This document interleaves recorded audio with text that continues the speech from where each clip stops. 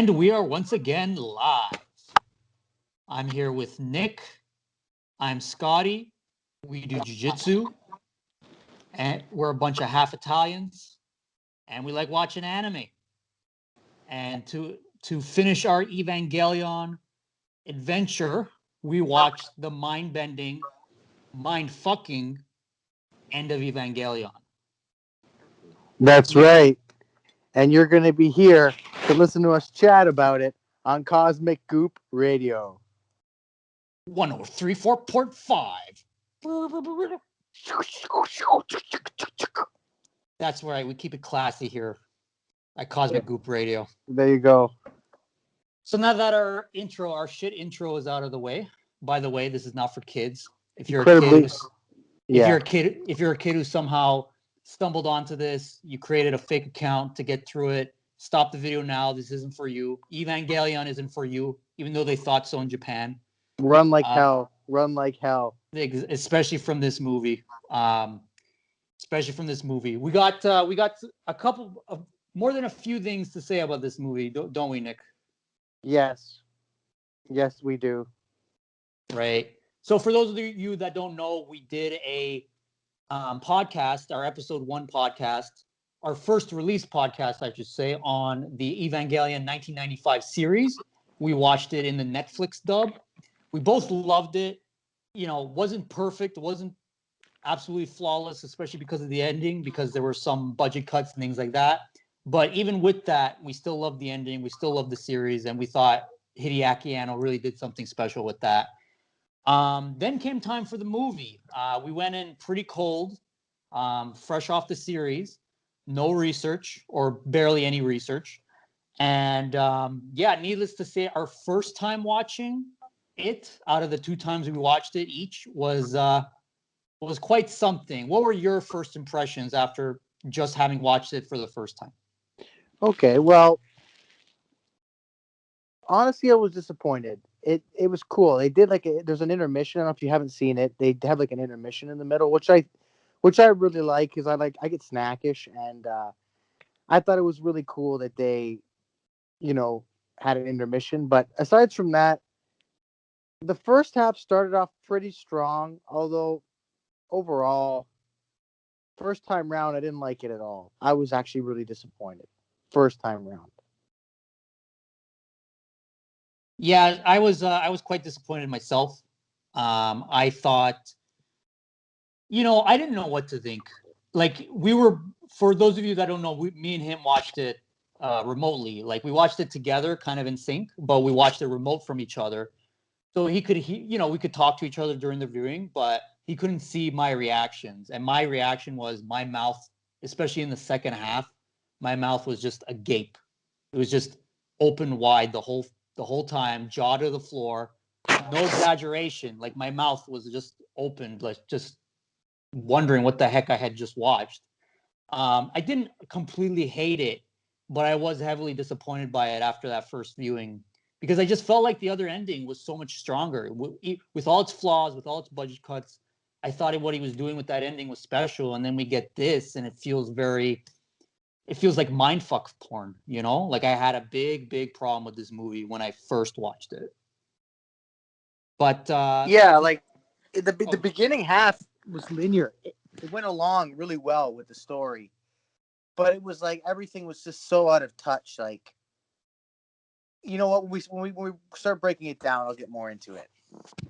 Absolutely, yeah. But yeah, first impressions were not favorable, but we knew, even right after watching it, we knew we had to give it another chance. We couldn't just leave it there. We knew there was more to this story. The series itself, especially its original ending, made us earned our respect, earned our trust, made us realize, like, hey, there's got to be more to it. There's got to be more that he's trying to do here. So we gave it a second watch. And so before we get into the second watch, I did do a little bit of research, and I think that's going to help color our discussion a little bit. So if you don't mind, I'm just going to go over that a little bit. We're still trying not to do too much research because we want just like we did with the first episode, we want our thoughts to be our own for the most part. We don't want to regurgitate anybody else's stuff. We want it to just be us, our discussion of the show, and the show. and what we get out of it. I think it keeps it really pure, really fresh, and really raw. That being said, it does help to do a little bit of research, especially with this type of movie. So yeah, just to start, I touched on this a little bit in the first episode, but Hideaki Anno suffered from manic depressive disorder and was disenfranchised with being an otaku when he started the series. So we already know he was approached when he was drunk at a bar. I don't know how true that is, because that's the other thing about doing research on this show. A lot of it is not reliable because the translations are very questionable. There's actually a wiki dedicated to how unreliable, how there's certain sources that are reliable, certain sources that are not reliable, and certain sources that are just complete BS. So, keep that in mind when you do the research. But the pretty reliable stuff said that he was suffering from manic depressive disorder, which is a pretty major disorder. It's not just a little bit of depression here and there. It's like a prolonged major period of depression. The other bit of pieces of research I got here is show started in kids' time slot, then moved to an adult one.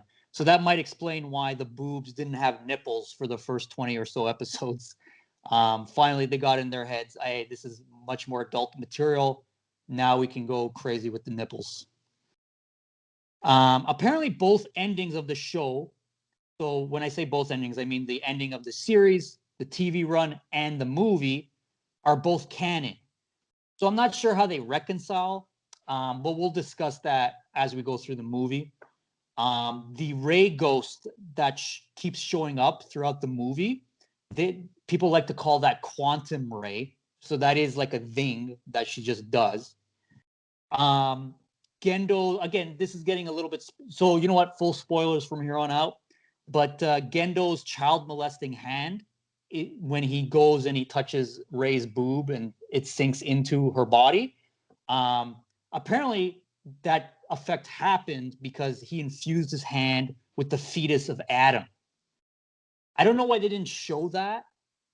They actually showed it in the parody of this, the one Mega 64 did, but they don't show it in the movie. It's just a line that Gendo says, like, "Oh, I've infused it with Adam. I've infused it with Adam," without realizing what that looks like or means. So keep that in mind. And then last piece of research, this is probably the most important one, because this actually does tie into the themes of the show, and we'll talk about it. But basically, the first ancestral race. So, Nick, remember how there was that underground cavern from a race that was here before humankind or any other life on Earth? Yeah. Similar to the Hollow Earth idea theory there. Right, which we didn't get to talk too much about, but apparently the race that inhabited that was something that fans like to call the FAR, which is short for First Ancestral Race. So apparently this godlike alien race created things called the seeds of life, which are beings created to spread life across the galaxy.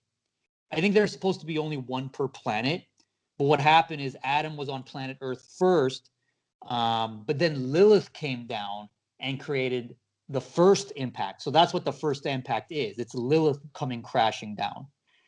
So apparently Adam is a being. He creates beings that can decide their own form, like the angels. That's why they can shapeshift as they do. Lilith is in charge of creating fixed form creatures like humans. So yeah, they sent these seeds of life in eggs, which are the two moons of the show, including our moon here on Earth or orbiting Earth. Each seed of life has a Longinus assigned to them. So that Longinus actually has a mechanism. So yeah, like I said, Lilith created the first impact when she crashed down and she kind of house crashed, Adam's party. But it destroyed her spear of Longinus. So that's why she was able to break free and do her thing with humanity and all that stuff. But this activated a mechanism that the FAR made into the Longinuses that sealed Adam by his own assigned Longinus. The reason behind this is that the mechanism was to ensure that two seeds of life would not combine into a form that would rival the FAR. But in the process, because Adam's locked away and Lilith is doing her thing, she got to spread her LCL, her kind of life-giving fluids, and the rest is history. So before we get into the movie, like really get into the nitty gritty of the movie, Nick, does that research help color anything you're going to talk about a little bit? It gives some more context, not too much of the things that I was going to bring up because I didn't know a lot of that, but it's just good to know. And it's a shame that they didn't really the whole boob scene where his hand sinks into her chest and fusing himself with Adam. Like, wow, that makes sense. He does say that. I mean, in the series, they have Adam in this like little like CD-ROM kind of size fetus thing, and like he fuses to his hand, but like that's kind of a big deal. All it would have taken would have been one scene of him doing it. They It's kind of a shame they didn't do that because I was like, what the fuck's going on? The whole half of the movie, the second half of the movie especially, it was a lot of stuff coming at you and really quickly. Like they were wrapping it up really fast. Yeah, and That's I why feel like it took two times to really get what the hell was going on. And I finally did. I do feel I grasped what he was going for. But that first time around, I was just like, what the fuck, treading water. I didn't know what the hell was going on. And I watched the series. So I can imagine with somebody who has not watched the series watching that would have been completely like out of it. Wouldn't have known what the hell was going on. right. Actually, I told you this offline, but I showed my mother the first half, and even then she didn't know what the heck was going on. I can only imagine if she stuck around for the second half. Yeah, the second, yeah, it's so weird. I mean, there's when we get there, we'll get there, but yeah. Right, for sure. Um, but yeah, so getting more into the movie now. Um, so I don't want to talk about the you know what scene, the hospital room 303 scene. I actually want to leave it to the end, at least for me, because the point I'm going to make kind of ties it all together with the middle and the ending. Um, so we'll skip that scene for now. But actually, just to go back to what you were saying about them kind of going crazy and trying desperately to wrap things up in a quick time period, they actually didn't need to do that because the movie's not even an hour and a half. It's just under an hour and a half, and they have that intermission, which is like I timed it. That intermission is 5 minutes. I know you appreciated it, but imagine if they use that 5 minutes for more storytelling, for more context, or just like extended the running time to 2 hours. Like I don't see what the big deal is. 2 hours isn't crazy for an anime movie. I think they overlooked a lot of things that I think they made a lot of little mistakes in that film. Even though I liked it the second time around, there's a lot of mistakes. Like, well, I guess are we good to go? Good to dig into the first half? Yeah, let's do it. Okay, so like you know, it starts off like a nice continuation. I mean, let's just say if you haven't seen the series, it's important you watch the series because the movie's going to make no sense to you. But anyways, the first half it starts off all like a continuation. Basically those dudes, those older guys, like I think there's like 12 of them. They The kind of run they kind of run the show. the Sile, the Illuminati. Yeah, they basically decide to betray Nerve and attack them.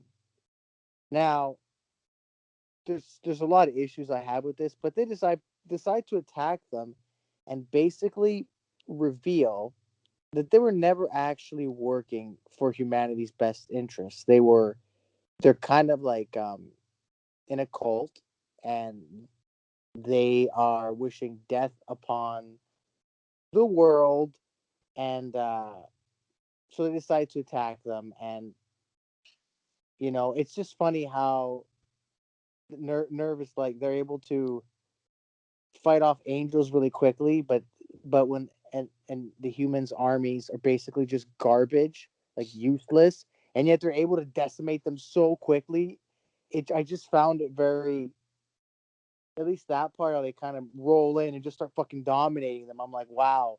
I'm like, you guys can take on angels, but some humans you're having trouble with.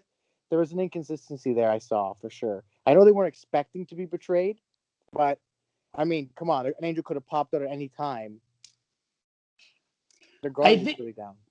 In the movie's defense, Nerve is a counter angel institution. They're not a counter human institution, to be fair. And there is a line in that first half about the exchange between the nerd and the long hair guy, Yeah, from kind of what I like to call the bridge of Nerve, who they kind of say, "Oh, we had a cut in our budget to prevent intruders from coming in." Apparently, there was a reason behind that. Celia wanted to make us more easier to invade. And to be fair, the idea what Celia really wanted was to infiltrate just by hacking the Magi, the computer program that controls Nerve. that's But they, true. That's true. That's true. yeah, they wanted kind of a peaceful way of doing it, but they weren't able to. Oh yeah, they didn't go the peaceful route. Yeah, well, yeah, because they were balked from doing it when they couldn't Okay, get in. yeah, and so they're storming them, and they got guys with flamethrowers, like roasting people in offices, and like it's like, guys, you're dominating with machine guns. What do you need to bring a flamethrower for? They're like scorching people in an office for no fucking reason. You could just, it's not personal. And then I don't know, that I thought was like they got a guy. Here's one scene that kind of bothered me. There's a guy standing like standing guard in front of this like area, and somehow this guy sneaks up behind him, but his back is like to a wall, and there's like these turnstiles along all behind him. So it's really impossible anyone could have snuck up behind him and like slit his throat, but it happened. And again, I just thought like they could have killed that guy in a realistic way, and they didn't. I don't know why they didn't. I know I'm nitpicking, but whatever. It's not a big deal, but it is kind of weird because there's no vent in the floor. There's no way he could have solid snaked it, that guy, There's to, no to stab way. him in the There's back. no way. There's no way. And The only this was one of the things that bothered me the first time watching it because I didn't realize what was going on. I was just looking for stuff to shit on right, but I after I think watched it the first time. I think the whole point of that moment is to just say, hey, this ain't your Evangelion kids show anymore. This guy's getting stabbed in the back, like shit's getting real, and he's dead in his own pool of blood. I So could see that. I feel like that's when the movie really wanted to push the envelope more and bring it more to home, maybe. Because I know you find it unrealistic that they're coming in with napalm launchers and stuff like that. But the reality is, they use that in Vietnam to try to like discourage people from fighting. Like this isn't unrealistic in wartime places. It does It happen. it's just I thought it was odd just because you're storming them with all kinds of guys with machine guns. There's tons of guys running up and down the hallways with machine guns, mowing people down. People that are like begging to live, just getting mowed down. There's a room full of people. You just see 30 people get gunned down, and they're like, "Yeah, no, dude, burn them. You get in there, just burn them up. Burn. You got the flamethrower. You're gonna kill nobody. Burn them up." I thought that was kind of weird. Like, just shoot them. You're already there. You got guys running down. Like they're like, "No, no. You know what, dude? You scorch them. You got the flamethrower. Scorch them." Like they I just thought it was as a fucked up scene to show. But I mean I thought it was just unrealistic. Like you have all these guys with machine guns and the one dude there with a flamethrower gets a kill scene. I just thought I knew it was I guess they were trying to emphasize how cold blooded it all was. I'll say this: it kind of contradicts their first motive to do things peacefully. Because yeah, okay, you have to storm in and take things by force, but you could still do it as non-lethally as possible. To your point, they're doing it as lethally as possible. Oh yeah, Like, they're killing everyone, everything. It's not like they're even like the science. What are you murdering the scientists for? Especially because you know what the end game is. Once you see the end of the movie, the end game, it's like it was so weird. And then after I'm gonna jump ahead just a little bit, but there's one part where one of the soldiers was like, "We failed our mission" or some shit. And it's like, no, you did your mission. You followed your orders blindly, and you didn't realize you were serving the bad guys. Like I thought that was weird, but anyways. So then I want I to talk about that moment. By the way, when we're that gonna guy's, go ahead. I Go ahead. got to talk about that moment when they do that. I got to jump ahead with you because when the guy says we failed, I had the same reaction. Like, what did you fail? You What did you stormed in. fail? You sent in a bunch of people to massacre a bunch of scientists. What did you think?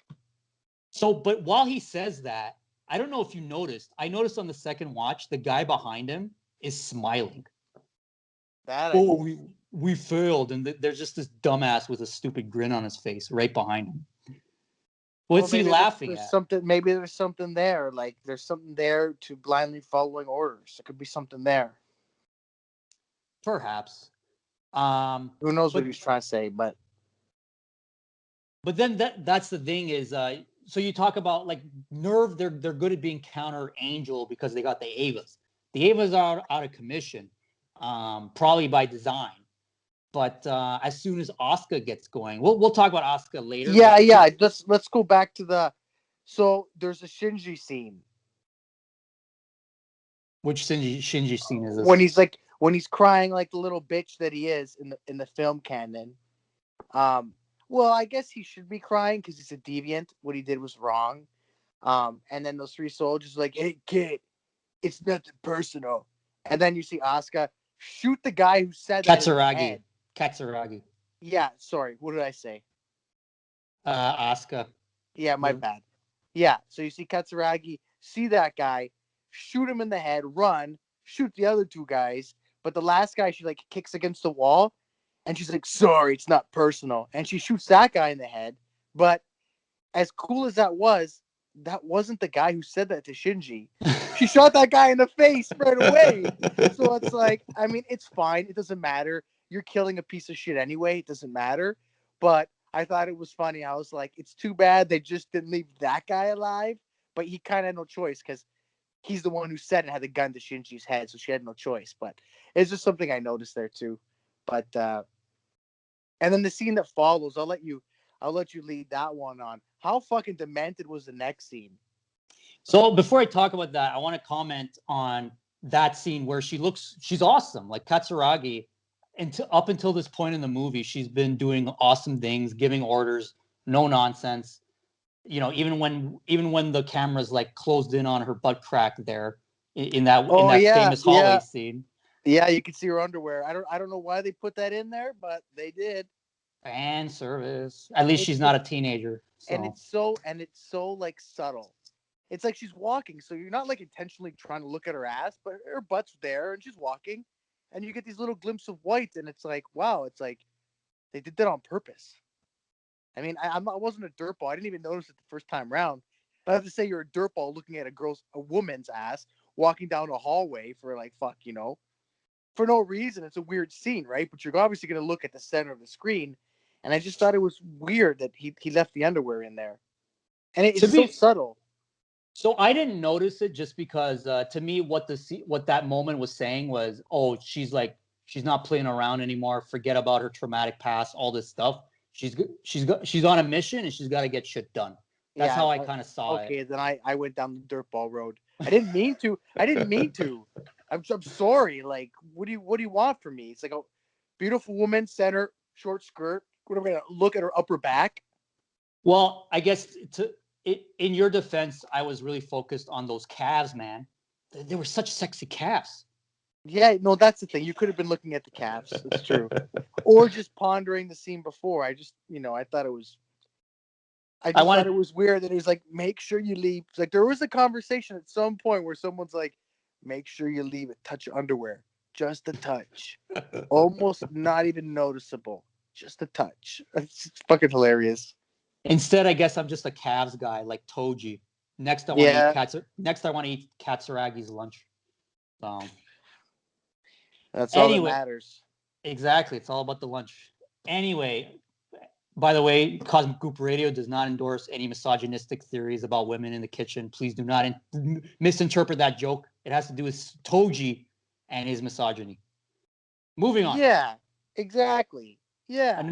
Another reason Toji sucks almost as bad as Shinji does. Um, but yeah, so getting back to that kind of no nonsense Katsuragi in EOE, that's what makes that scene so much better when she does assault the three army men, right? Is because that's the culmination of her being no nonsense and no nonsense and taking action. And in the film's defense, we don't actually see who says nothing personal. It might have been the guy just giving orders to his army men. So maybe Well, she did. I'm pretty sure. I can't put money on it, but I'm pretty sure the guy with the gun to his head's the one saying it. I'm pretty sure. And the guy she kills has the exact same face as the guy who said it. Like they both have the same face. Do they show the face? Because I remember just seeing a close up of Shinji's face with the gun to his head when he said it. You know what? I think you're right. Anyways, that's my Huh. interpretation. Yeah, it's okay. It's just something subtle anyway. This wasn't a big, I It's was just mentioning it. It no, definitely gets. no, no, Nick. I'm It's waiting for clearly the the elevator most. scene. No, Nick. It's clearly the most deep moment in the whole film. Forget about all the religious symbolism and psychological No, exploration. no. That was the part. I'm telling you, the elevator scene is fucking is more fucked up in a lot of ways than the indiscriminate murder of scientists who So work let for the people murdering them. so let's talk about that scene now. So basically, Katsuragi has escorted this little bitch that she's literally had to drag around to get Yeah, him into action. yeah. She would have And been better off to just fucking end him right there. well, she needed someone to pilot the Ava.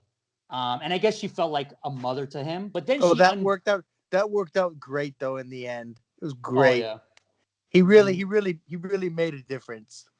yeah, very motherly of her as well. What she does in the next scene, after she gets shot by a couple other army guys, she rushes into the elevator with or into the elevator room, I should say, with Shinji, and she basically like, Shinji's being a little bitch. I can't do this.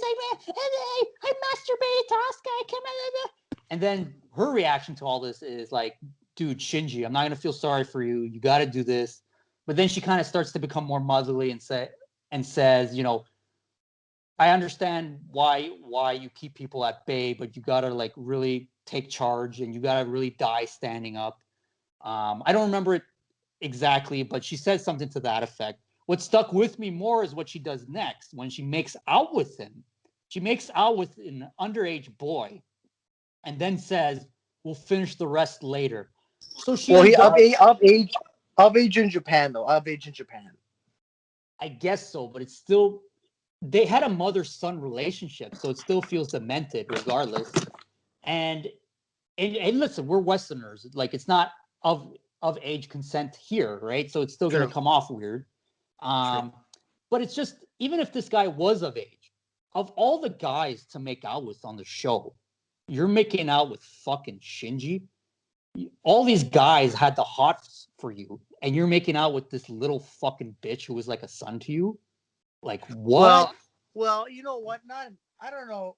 It's weird. There's scenes where that's where the movie and the series really differ because I didn't get like such a motherly vibe. I know she later on in the series she does mention like she tried to be a mother to him. She mentions it in the movie too. Yeah, but I feel like, and that's where I feel it's one of those other things that the movie just kind of veered off of.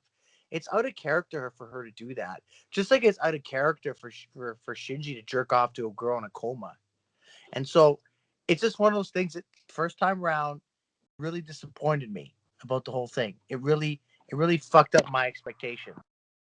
I still didn't like it even the second time watching it, that scene, I, because I I didn't just I didn't like I didn't like it the second time watching it, but my understanding of the second time and why it's important, I'll mention later. There's an importance to it, I think. well, I mean, the thing is the only The thing I can fact that it's see. demented is important. The fact that it's demented and out of character, I think, is part of the actual plan. Okay, that is interesting because the only other way I can justify it in my head is if she was just doing it to motivate him because she knew she was dead. She knew she didn't just have a flesh wound. She knew she was probably going to die from that gunshot. And I think she knew about the artillery coming down. So she knew, like, oh, I'll just make out with this fucking loser, make him think he has a chance. You make him think he can get laid if he comes back alive, and but I'm just gonna die here anyway. Um, But so in that's the what I. elevator, in the elevator, Shinji knew because he looks at his hand and he notices it's covered in her blood. I don't think he realized she was hit. Yeah, he didn't realize initially, but I think she knew deep down that she was probably gonna die, and she wouldn't Yeah. have to keep her promise about we'll do the rest when you come back. Yeah, that was we'll do the rest. That was just so. You know what? Okay, so can we? I think We it's a can good jump idea. around. We I can gotta jump jump. around. I gotta jump around because basically, My second time watching it around, this is what I got out of it. It was the unraveling. It was the unraveling of the world that Shinji's a part of. And the story's not syncing up. Shinji being the deviant and her wanting to uh, seduce someone she was trying to be motherly to, the whole the unraveling of so much. I feel like this was all a precursor to a greater unraveling that we see in the second half. Yeah, it might be. Just everyone's kind of going nuts, and that's why we have army guys stabbing guys and making them die in their own pool of blood. It's just all that world as we know it is just disintegrating as the series disintegrates itself and comes to an end. So basically, the series as a whole has a nervous breakdown in this movie. This is what a nervous breakdown looks like on the inside. Yeah, yeah. It basically falls apart. It falls apart completely, rock bottom, literally moon bottom. I don't know what you want to call it, but there's definitely like that's what I took away from the second half, and that's what I want to. At least a lot of my points are gonna lean forward towards that because I can't help but feel that that's what they were going for. It just was like they were used to kicking ass, and now they're not kicking ass. They're getting completely destroyed, completely betrayed, and you know it wasn't out of the realm of possibilities that this could have happened to them. They were unprepared, even with even with knowing. It was almost like you find out later that he knew it was going to happen because he was like, "Okay, let's go, Ray. I fused Adam with me, and now we're gonna go on." Like it was like he knew they were gonna pull this shit. And even though there were budget cuts, I feel like he could have planned better. It could have been. It doesn't matter. It was. I really think it was just the whole series was. It's supposed to unravel. It's supposed to just fall apart. Our expectations of it. Um, but you go ahead. You go ahead now. Yeah, so I definitely want to come back to that when we start diving deeper into the second half or the de facto new episode 26. But yeah, just to go back to kind of that idea about we have the females, we have Katsuragi, we have Asuka kicking some major ass at first, and then just kind of unraveling like crazy. Katsuragi not so much. It's more subtle with her, but it's not just the kiss that I feel where she kind of undoes her own awesomeness. I think she also undoes it when she floods a lot of different chambers in Nerve HQ. Remember, she gave that order to like Yeah, kill. she had Was she had no choice, but I know what you mean. She had to make a bad call. the thing is that call is the reason why when little bitch Shinji got to Ava Unit 1, I it was know he couldn't get there because it was covered in the goop. is that LCL, by the way, that she flooded it with? I think so, but I'm not 100% certain. I think it was. Yeah, because I mean that's the reason it can't get out. There's another reason why it won't break free. We'll talk about that in a second. But yeah, so just to go back to that, like Asuka, she ends up being really awesome. Like, Yeah, she spent like episodes, I want to say 22 to 24, kind of feeling sorry for herself, not being able to sync with Ava Unit 2. And yeah, just being kind of a hot mess, enabling us to understand her better. So it's always good when you have a breakdown because then there's a reason for us to care about you. Just like in real life, you can have the most amazing partner or friend, but it's when they break down, it's when they make themselves vulnerable that you can kind of go over to them and kind of care for them and give that side of you purpose, right? Um, and it makes you kind of see them in a different light, makes you understand them better, and it fleshes them out as a character in your own life, right? But I in this case, it fleshes her out as a character in this series as a whole. I feel like she broke down, but she never actually unbroke. I feel like she held on to some weird delusion that Yeah, I was gonna talk about that. her mother was the AT field or whatever, and she just reverted back to who she was. Like, I can kill all these guys in this much time, no problem. I'm the best. I feel like she just got even crazier. Yeah, because that's the thing. Is like Like she dug she's herself out of madness by going more into madness. Right, because she acts like her mother is in Unit 2, but she's not like Shinji's mom, Yui. She didn't put herself in the Ava unit, unless there's a piece of lore we missed.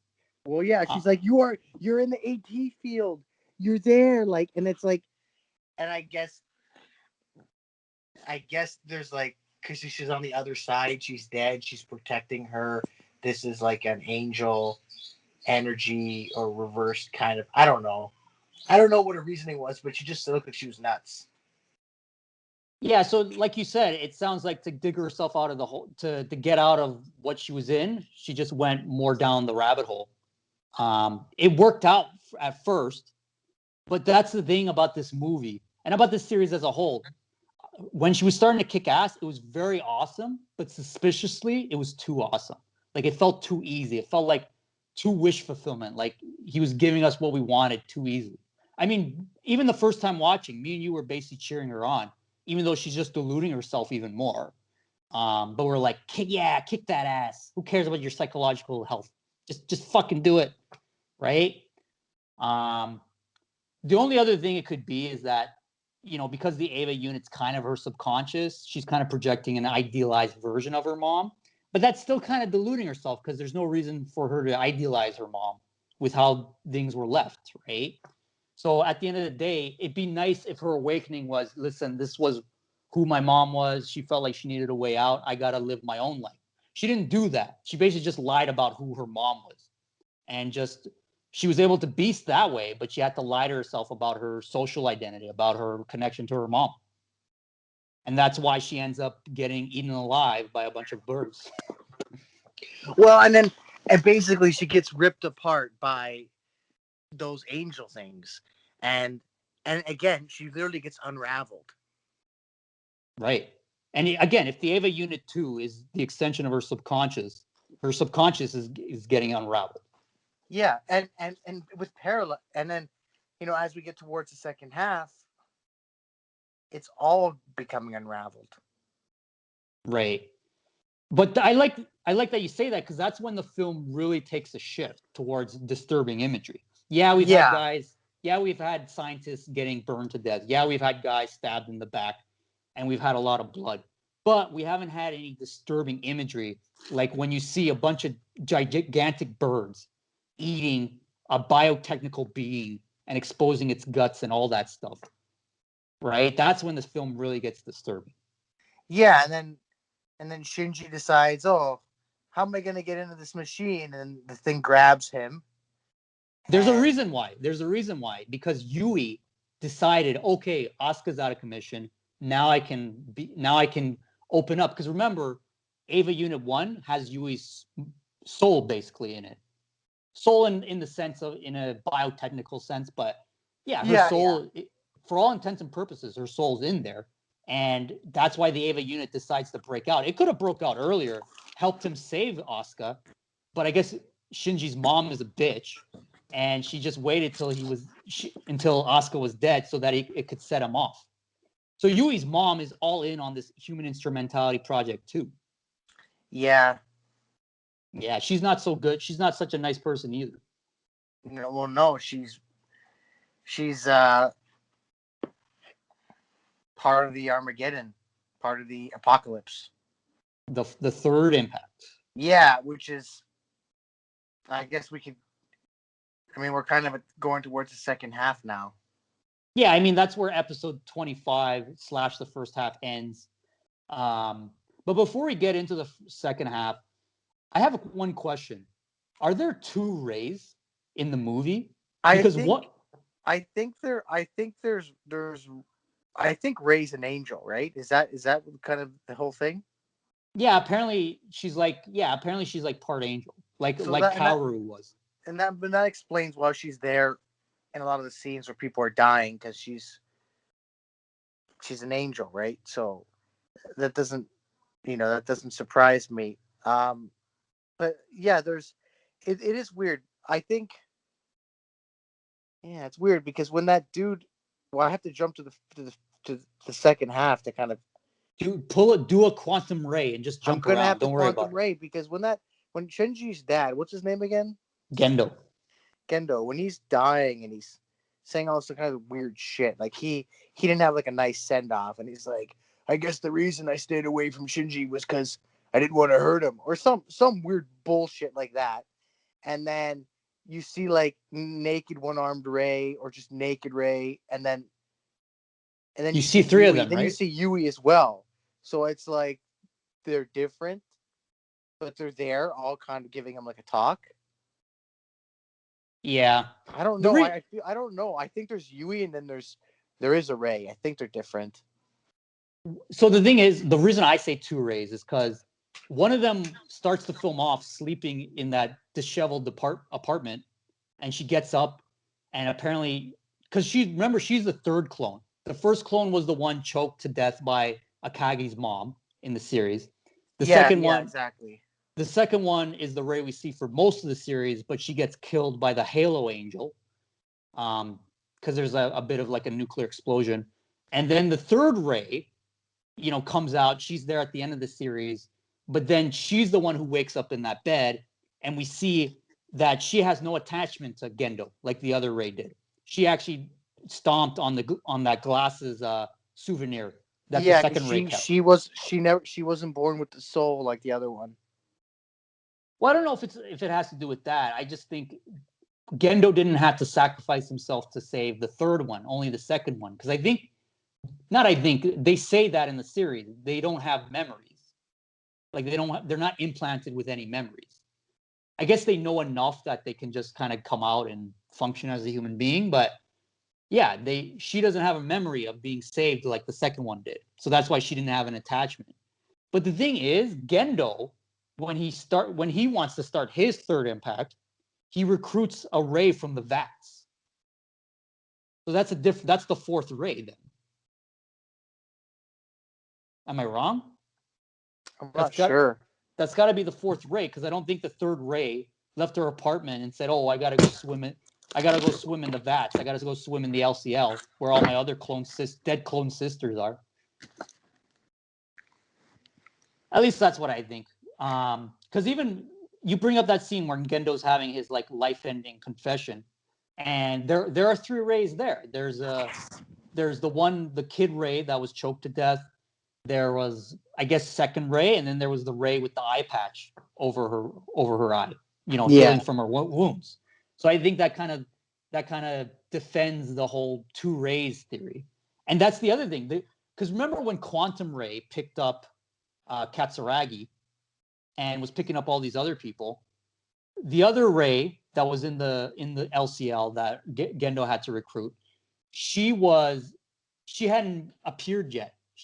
She wasn't introduced yet. So there's some other Ray doing all this quantuming, all this ghosting and stuff. Well, that could be the angel aspect of Ray. You mean like regardless of which clone it is, right? Yeah, because they're all. Yeah, I think regardless, Because because that that's is just the true. Because form. That's just the form that the angel's taking on. because the thing is, the first appearance of Quantum Ray is the first episode of the series. That maybe isn't the first. That might not be second Ray clone. That might be just an original like ghost jumping Ray. But that I don't know. I'd have to do research for that one. That one, the film really doesn't explicitly tell you. Yeah, I think it's a third watch to get that part. I don't think it's even a third watch. I think you just got to read the Evangelion wiki, because that one, I don't know how there can be like a quantum ray, but it has nothing to do with That's why. necessarily. That's why I would believe it's an angel before I start bringing quantum physics into this world. I would just jump towards it's just an angel, because angels can take any form, and they're seeing the angels as they're expiring. But what's the source of that angel, of the quantum ray angel? Is it the Well, sub? Ray in the end is the final angel, right? I mean, yeah. I mean, So Katsuragi so says it's the, humanity, but so I think like when she goes into Lilith, right? right. So Although no, she's she not. Sorry, she's not actually an angel when she goes into Lilith.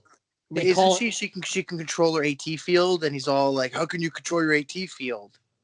and see that's what confuses me more, because they say oh, it's human. When she becomes giant, she's still a human being, apparently. Well, she's like, I think because she's a clone, she's like, there's like a hybridization there. I don't think she's pure human. She wouldn't be able to do that if she's pure human.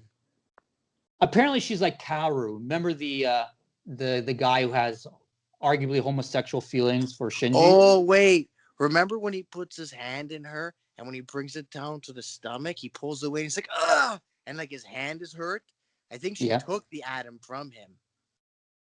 Yeah, that okay. Yeah, she does do that. So at that point, I guess she is Angel. Yeah. Because she took it, she ripped it out of his hand, and so she's still human, but not entirely because he took the fetus from his hand. Right. Because he when he goes to the boob, it goes down to the stomach, and then she She like eats it. Yeah. bites him with her stomach. Her stomach bites his hand or something. He probably wanted to do the vagina dentata thing, but knew that was probably going too far. Some producer stepped in and said, "Yo, you fucking weirdo! You can't have this in the movie." Well, I don't even know what that is, but that's how I think she's part angel in that moment at least. But it doesn't. And then if angels can they exist in multiple time frames? Can they exist like outside of time, kind of thing? I don't know. I think That's a conversation for the rebuild movies, which we'll yeah. do at some I point. don't know. I mean, I'm assuming they could if they're immortal. I'm assuming they could, but I don't know. With the information given to me, I'm just making shit up. Yeah, I mean Based that's all you can do. You shouldn't have to do research to understand the story. I did it just a little bit, but yeah, we should be able to gather things from just our viewing. agreed. So so Second half. second half. I was gonna Second. say I understood it more, definitely the second time, but I'm still frustrated and I feel it's at odds with the original ending. What did you think? Okay, I don't think it's at odds with the original ending. I think the first and second half are basically a very long deterioration of the entire series as it comes to an end, as it dies. He kills your expectations of characters. He kills what you thought was going to be there. He doesn't present you with this beautiful alternate reality like he did where Katsuragi has a red car and everything's just way better than the realm. He actually lets the world completely fall apart as the movie comes to an end. And so I think it's exactly what he wanted it to be. It's the series was coming to an end, and at that moment in time, that world as we knew it was ending. And he basically made that world end as the film ended. And all your expectations, everything about it just deteriorated. And then he showed you true sacrifice, and I'll kind of flow into that near the end. Right. Yeah, I'll comment to that as well as we go on. But one thing I really wanted to get out of the way, because it's in the second half where things become very horrific, and I think it's kind of an interesting form of cosmic horror, but it's probably more like sacred terror. So for those that don't know, H.P. Lovecraft he founded kind of a movement called cosmicism, and he basically started the cosmic horror genre with these creatures that human minds just could not comprehend or comprehend their motives and things like that. I'm not a big fan of cosmic horror. I like it more, at least in the Lovecraftian form. I liked it a lot more when his contemporary Robert E. Howard presented it, because he made it that so that the Earth is a cosmic entity. The human beings and the animals on Earth are cosmic entities. Are they as significant as like the sun in the grand scheme of the universe? Maybe not. But what does that even mean, right? At that point, I mean, if the whole point of cosmicism is like everything's just, if nothing has an inherent meaning beyond our values for it, then human beings can be just as cosmic as stars, really, right? It's kind of how you value things. But anyways, cosmic horror was born out of something that came first, sacred terror. It wasn't a genre, a so-called genre at the time either. It was done by the author. It was mostly pioneered by a guy named Arthur Machen, who was a huge inspiration to both Robert E. Howard and H.P. Lovecraft. He kind of did some short stories about how, like about people finding out the true nature of God, the true nature of religion and spirituality and that sort of thing, and them kind of feeling very terrified by it but that you can still kind of find a sort of redemption in it. So if you want a good example of sacred terror, think Indiana Jones. Think Raiders of the Lost Ark, especially. You can a little bit Last Crusade, but Raiders of the Lost Ark, especially at the end when they can't look at the ark or what comes out of the ark. That's like sacred terror. That's kind of what it is. So that's why this is probably closer to that, because Lilith Ray, when she goes into the Lilith, she gets swallowed by the Lilith in some new sort of hentai Japanese gimmick, perverted fetish. She kind of grows into this huge human. They even say, "Oh, she's a human," even though she's got some Adam in her. And Lilith is clearly not. I guess she is human. I don't know. Whatever. But at that point, she's kind of a sacred entity, at least metaphorically speaking. I think what Anno does with Lilith Ray is she creates a being that's not really an embodiment of cosmic horror or sacred terror. I think it's more what I like to call cosmic human horror.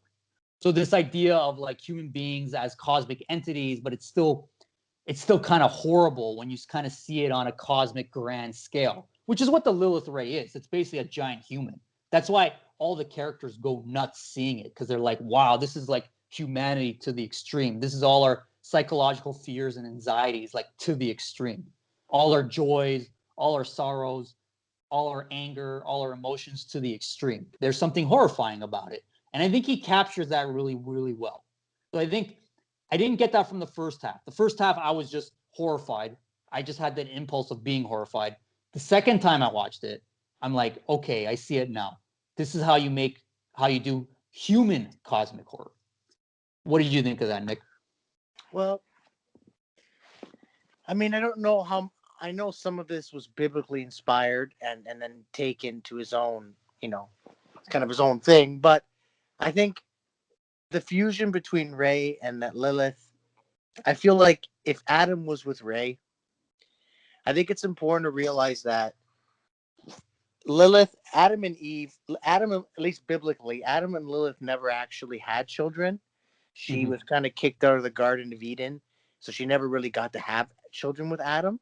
And so, it kind of shows that if Adam did spawn a child, I'm shooting in the dark here, but I think if Adam were to have had a child with Lilith, it could have led to the end of the world, abominations being made and born. Um, so, and I don't know if this has to do with the concept of Lilith being a masculine being and Adam being a masculine being, but Lilith was just a masculine being with women, with parts of a woman. So, like, there's a masculine and feminine duality between a man and a woman. At least, like, I mean, I'm just talking. I'm just kind of. I'm not trying to offend anybody, but when I think of like the first man and the first woman, you're gonna, at least in the story, there's a lot of masculine energy that Lilith is portraying. Like, I'm not going to be submissive to you. Not to say femininity is submissive, just in a sense, kind of like, I'm not bowing to you. It's basically like a man with a man, and one man had a vagina. Versus, like, no, like Eve is actually completely different because, you know, um, the act of bowing may not be necessarily a form of submission. Like, to bow to someone is not necessarily a form of submission. I don't.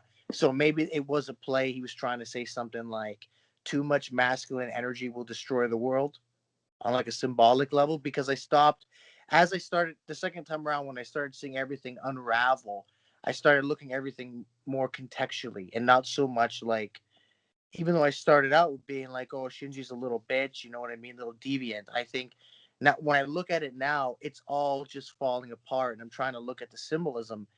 And so, what I take with the giant man Lil, monster is that he was just saying too much masculine energy is detrimental for the earth.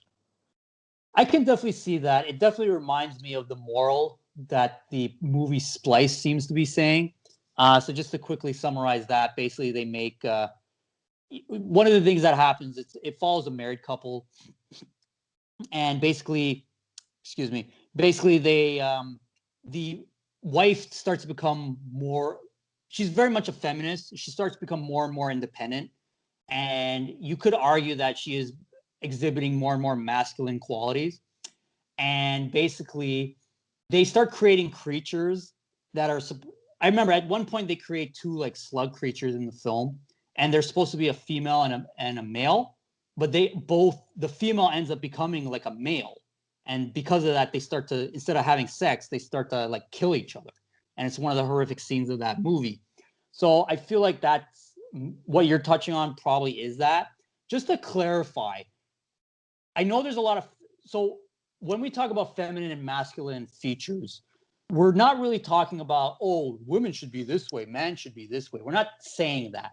We're talking more about kind of these eternally feminine and eternally masculine concepts that you find in literature and philosophy, especially with the works of Goethe, and specifically with Faust, where he kind of has, obviously his character Faust has a lot of masculine qualities, but what saves him in the end is kind of the eternally feminine qualities of being more pensive and being pregnant with future and that sort of thing. It's also something Nietzsche talks about too.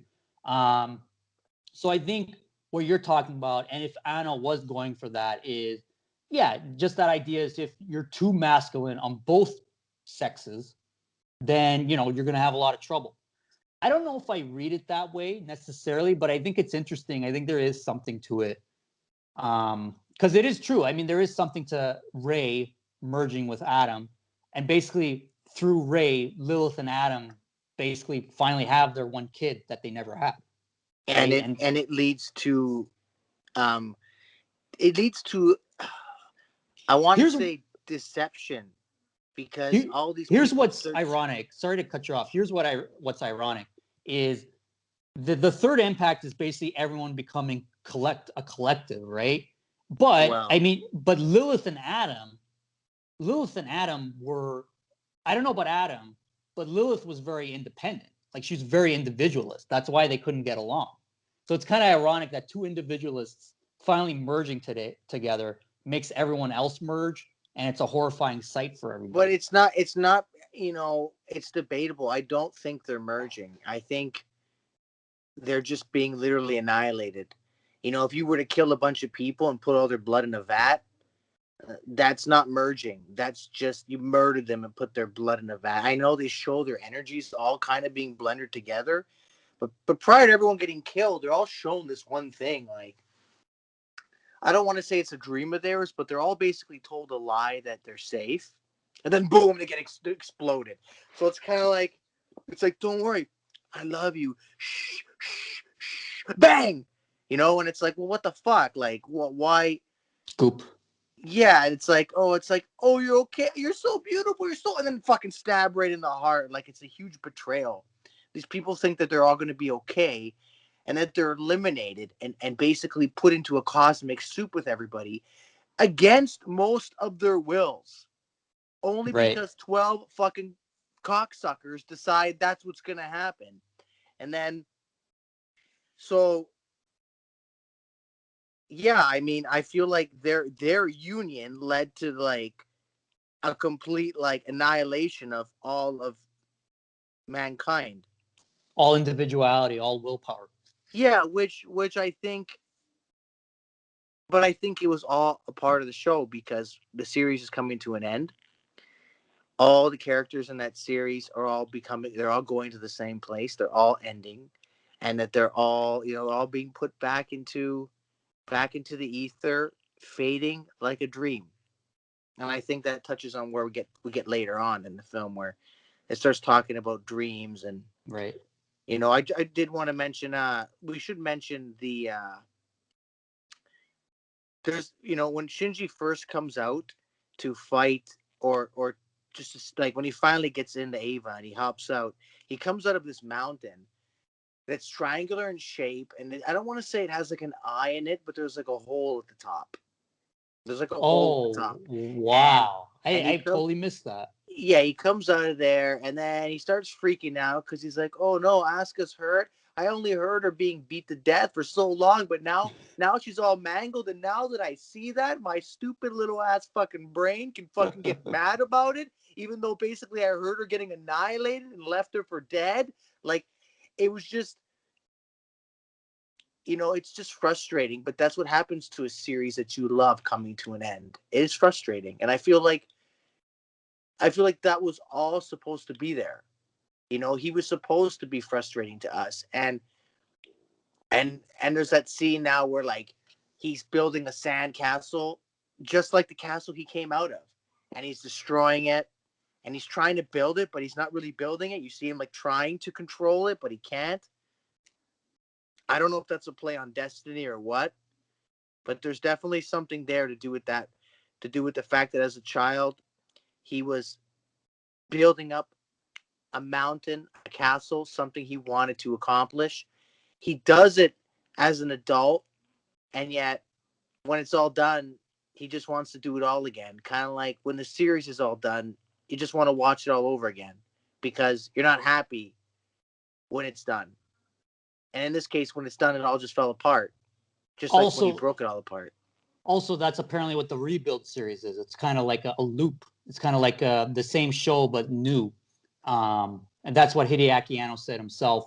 I like that you touched on the sandcastle because it reminds me, with my background in Heraclitus and Nietzsche, about the game Zeus plays with himself. So here's a quote from, it's probably a misquote because, guys, just to give you some background, Heraclitus, especially even more than Nietzsche, tends to be very open to interpretation. And it's kind of by design because he played with words in ancient Greek a lot, and a lot of his stuff is polysemous. So it can have more than one meaning. It can even have opposite meanings in the same sentence. Very interesting philosopher. One of the big concepts he talked about was that the world is made up of a sort of metaphorical fire, and the idea was everything in this fire was such a good way. Fire was such a good symbol for that because the whole universe is always changing. It's always becoming. There is no stability in the philosophical sense, in the ontological sense. There's just change. There's becoming and then going away, becoming something new and then dying as that thing, right?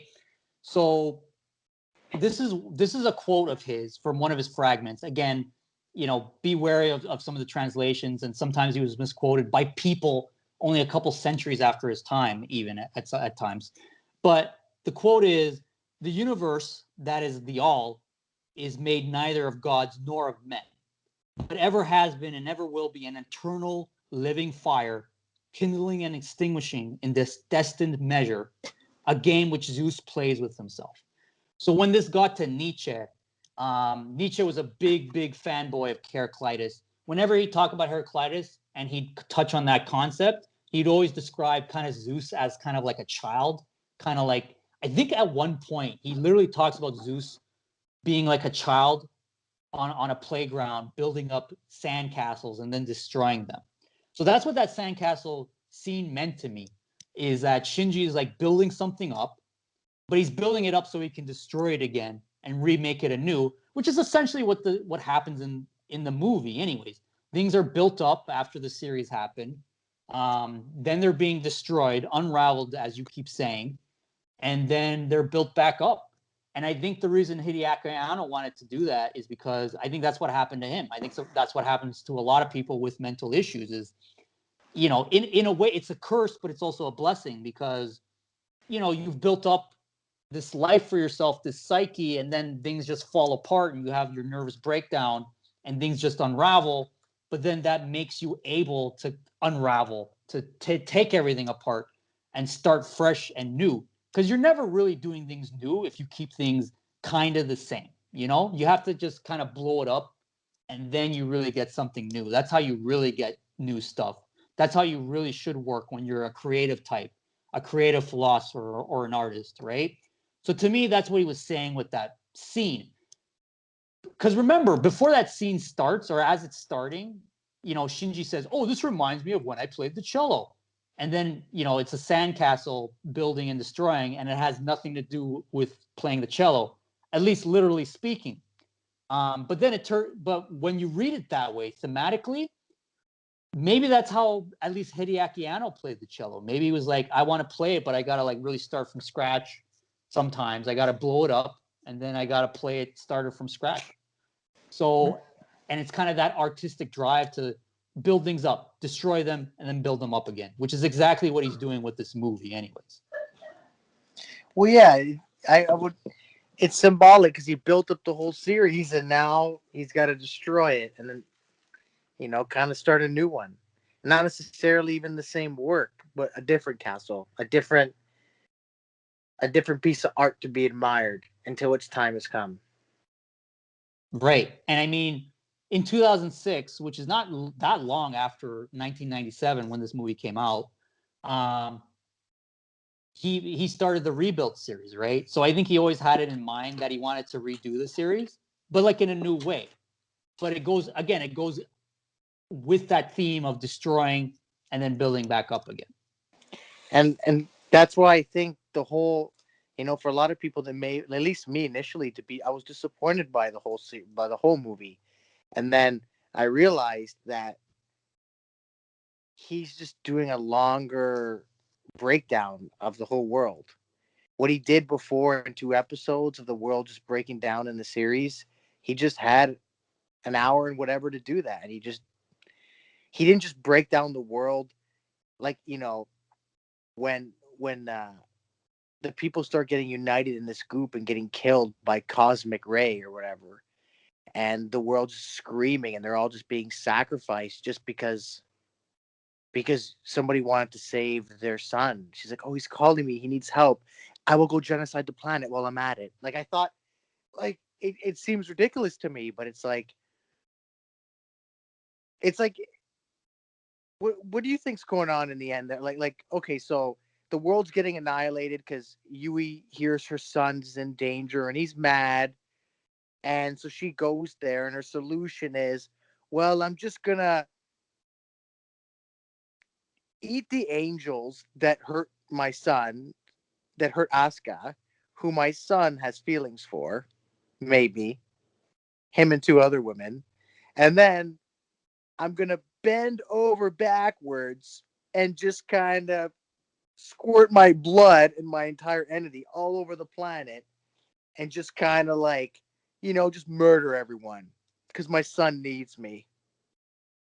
Okay, just like the movie started to lose me the first time around, you're starting to lose me with what are you talking about? Are you talking Oh, about when I'm talking about when Yui's like, my son needs me. When Shinji's dad, what's his name again? Fuck. Gendo? Kendo's like, oh, he's like, wait, why aren't we merging? She's like, Shinji needs me. She's basically like, fuck you, I'm going to Shinji. Oh, And that's then she, Ray though. That's not Yui. yeah, but isn't she a clone? Yeah, but she is kind of her own character, especially in the movie though. Okay, so there's no, because doesn't she say my son needs me, or no, Shinji needs me? It's just Shinji needs me. I think she says Shinji. Yeah. So it doesn't matter. So she goes to save him, and then so she goes to save Shinji. She eats the angels that are that hurt Asuka, and then leads to annihilating the world. Because Shinji needed her, the world got annihilated. So yeah, I'm not. So I'll come back to that, but I wanted to talk about how when I was watching this, when Lilith Ray was appearing on screen and appearing to Shinji, I was still on board. Like when Shinji's screaming at the sight of Lilith Ray, I was still on board. I was still very much into the movie. I didn't have really too many problems with it at that point. Um, but it's when the Ava series, those Angel Bird Avas, synced with Ray and started growing funny Ray faces. I just started and just kept throughout the rest of the film, at least that part of it, just kept laughing my ass off.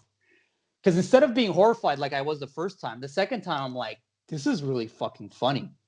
I mean, I was still trying to look for meaning and all that stuff, and it was there. I'm not saying it's not, but it's really fucking funny. Like, what? How did you feel watching all that, like madness on the screen when, like, remember when the angels started growing Ray faces? Yeah, like she was assimilating them, like they were becoming all part of becoming one. They were all becoming extensions of her. It was creepy, but I mean that's what was happening, right? They were becoming an extension of her. I thought it was hilarious the second Yeah, time around. I'm like, this is hilarious. yeah, it was kind of yeah. I Well, found it more gross than hilarious. I found just like it was just ugly. so I guess my cycle of consuming this movie is a lot like Shinji's in that moment. At first, he's really horrified. Then he starts laughing like, like a crazed maniac, like anybody who's watched a cosmic horror abomination. And that's what I did. I basically, I was horrified the first time I watched those scenes. Second time, I guess I adapted and I just laughed. So I guess mission accomplished because he wanted to make you feel that way, where you're just like, you're driven insane by all this imagery. You might even have seizures because there are moments that are like some really bad, blinding, flickering lights, and then you just like laugh at it. You have no recourse but to laugh at it, which is really it's good human cosmic horror. I think he really accomplished that. As off-putting as it is, the point of art isn't to like comfort you. It's to, if anything, it is to off-put you and to make you feel what the characters are feeling. And I mean, again, he got it right on target. I was left confused a lot when when Shinji was like in that state of like mania when he's all like he's having all those visions whatever when he's in the Ava Mm-hmm. and it's all like red. I didn't know what to make of all that initially. So, okay, so when he's assimilated into the Ava, we actually haven't talked anything about this part of the movie where they basically need the Ava Unit 1. Really, it's not Lilith Ray. I can't speak today. What the fuck? It's not really Lilith Ray that starts the third impact. Really, the catalyst is Ava Unit 1. So, Yui's mom, in a sense, right? Um, so, okay, a couple things with this. Gendo wanted to use the Ava units to start the third impact, to do his version of the third impact, right? Which we never really see what it would have looked like. The Illuminati, Sile, they said they didn't want to use the Ava series. They said they wanted to use Lilith and all that. But it makes it really confusing because at the end of the day, they end up using an Ava unit anyways.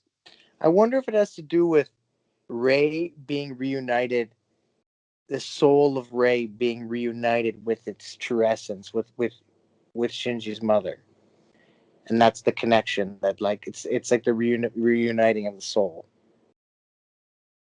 Maybe it just feels very like why are Sile and Nerve even fighting? It sounds like they wanted the same thing. Well, yeah, but I think in one of them, Shinji's dad, whose name I keep forgetting, I don't think he becomes a part of the blood soup. I think he'd actually be retained in his own field where he could continue to exist independently. Exist with Yui, right? Because that's what he really wanted, was to Yeah, unite with he her. didn't want to be blended with every human on the planet. That he didn't want that. I don't think. Well, in the end, he didn't get that. He just ended up getting bitten in half by his wife. Yeah, or he got his head bitten off. No, like his whole half of his body, and it looks really comical when his lower half is still there But bleeding. do you think? So you don't think he actually ever melded with all the other goop? You don't think he got melded in? I guess he could have. I mean, other characters that died got recruited by Quantum Ray, but I mean, when everybody else is melding and Shinji's going nuts, assimilated in the Ava, having all his visions, Gendo's just getting eaten. So, I Yeah. mean, I don't know. Maybe he didn't get assimilated. I mean, the whole point of Gendo's character, we never got to really this arc never finalized in the show, but we learned why Gendo has been a cold piece of shit. I guess losing his wife really hurt him, really made him cold and distant. And he feels, we touched on this a little earlier, but he feels that he's at a point in his life where he can't offer his son the comfort he needs. he would be worse for his son to try to connect with him. So instead, he just kind of, actually, he does a very Shinji thing. Apple doesn't fall far from the tree, and just bitches out and just like runs away from his son. Oh, it's better for him if I just run away. Well, it's really not. Like, at least try to do something about it. Are you guys going to have problems? Yeah, but it's worse than just stranding him to his own psychosis, you know? So ultimately, Gendo really is a lot like Shinji. Like, it doesn't seem like that at first, but then you see why Gendo is the way he is, and you see why it's very Shinji of him to act the way he does to his son. Yeah, he's running away. Yeah, he's a little bitch as much as Shinji, just in a different way. And for some reason, Shinji and Gendo are the two getting all the fucking girls in this fucking anime, even though they're the two biggest bitches. Yeah, crazy. That's funny. So kind of getting back to kind of Shinji running away and stuff like that. As he's assimilated into the Eva, we start to see a lot of different visions. So if you remember from episode 25 and 6, one of those two, they show a scene, well, or they don't really show it. They show that Shinji kind of walks in on Katsuragi having sex. At least it's implied. It's not as explicit as it is in the movie. No, not even close. Right. In the movie, they have some like weird foot fetish with her stretching her toes and stuff. Yeah, and he's like just standing in the room watching them do it. Yeah, it's a very, very interesting scene. I think, I don't know if that actually literally happened in the show or that's just him. That's just a manifestation of his fears of knowing what they do behind closed doors. Yeah, or just maybe just destroying everything. That wasn't really part of the narrative. And the whole movie is basically twisting the narrative upside down and then ripping it apart literally. Right, but you know that scene makes the whole mother son thing even weirder because it's like, fuck, like did he really have a thing for Katsuragi? Because he doesn't act like it, and like is he jealous more that is it more of like an Oedipus complex where like you know he's the man of the house, but this fucking Kaji comes in and starts fucking the mom, and then there's like a rivalry just because of that, maybe. It's hard to say. Yeah, it's I think you know I think he's just ripping it all apart so you're not gonna miss it once it's dead. Kind of like a beloved pet getting rabies and just trying to maul your face off. and you got to put it down. You'll be less sad if that's the reason you're putting it down than if it just loved it till the end. I mean, maybe, I don't know, because he definitely fucking destroyed that world. Right. You actually said in episode 1 that he basically killed Shinji's character worse than actually killing him on screen. Yeah, and so it's like, oh, you love this series, you miss the series, how about now? But again, I feel like that sacrifice that he made with a good intent. I think in the end, the castle that he destroyed has a meaning, and they kind of allude to it. They allude to it 100% at the end when they start showing you like the movie theater that's empty, then the movie theater that's full. See, that was my see, I had a problem with that though, because like we really liked the original episodes 25 and 6 because they were subtly postmodern. It was you were the audience member was subtly a part of the narrative, right? But in the movie, they make it explicit, like, oh, look at the movie theater, look at all the Japanese people watching this movie. Like, I don't know if that's the actual people watching it, but still, that's Japanese people in a movie theater. I thought it was. I got the vibe it was them watching it. Yeah, but whether it was or it wasn't, the idea was, hey, man, here you guys are in the audience. This is postmodern. You're part of the human instrumentality. You get it? But no, I think it's even deeper than that. If you look at the theater before there's people in it, there's a literal cross pattern in the back. You got these white seats at the top, and it's a literal cross. And then if you count the lights in the back, there's 9 lights. Yeah, and there's like 9 9 of the mass-produced angels, with Avas. Shinji making the sacrifice in the middle, where I feel he was saying the viewer is sacrificing their time to watch this, and yet they're watching a sacrifice. because he kills it in the end. He kills the whole thing, and that's what I think he was going for. That it's he's going art, but on super deep. It's not just hey a bunch of people waving at me. It's like the pattern of the cross is literally in the back. There's a center aisle, then there's the other thing, and the 9 lights in the back. I think that was all intentional. If it's not, he got really lucky because it totally matches. And it's like the fans sacrificed their time to watch his castle be built and be destroyed. Yeah, for him to And make that sacrifice. yeah, and he had to sacrifice everything, all the It's one characters, big everything. sacrifice orgy. It's one big sacrifice orgy. Yeah, and he didn't just kill some of them. In some ways, he killed your love for them.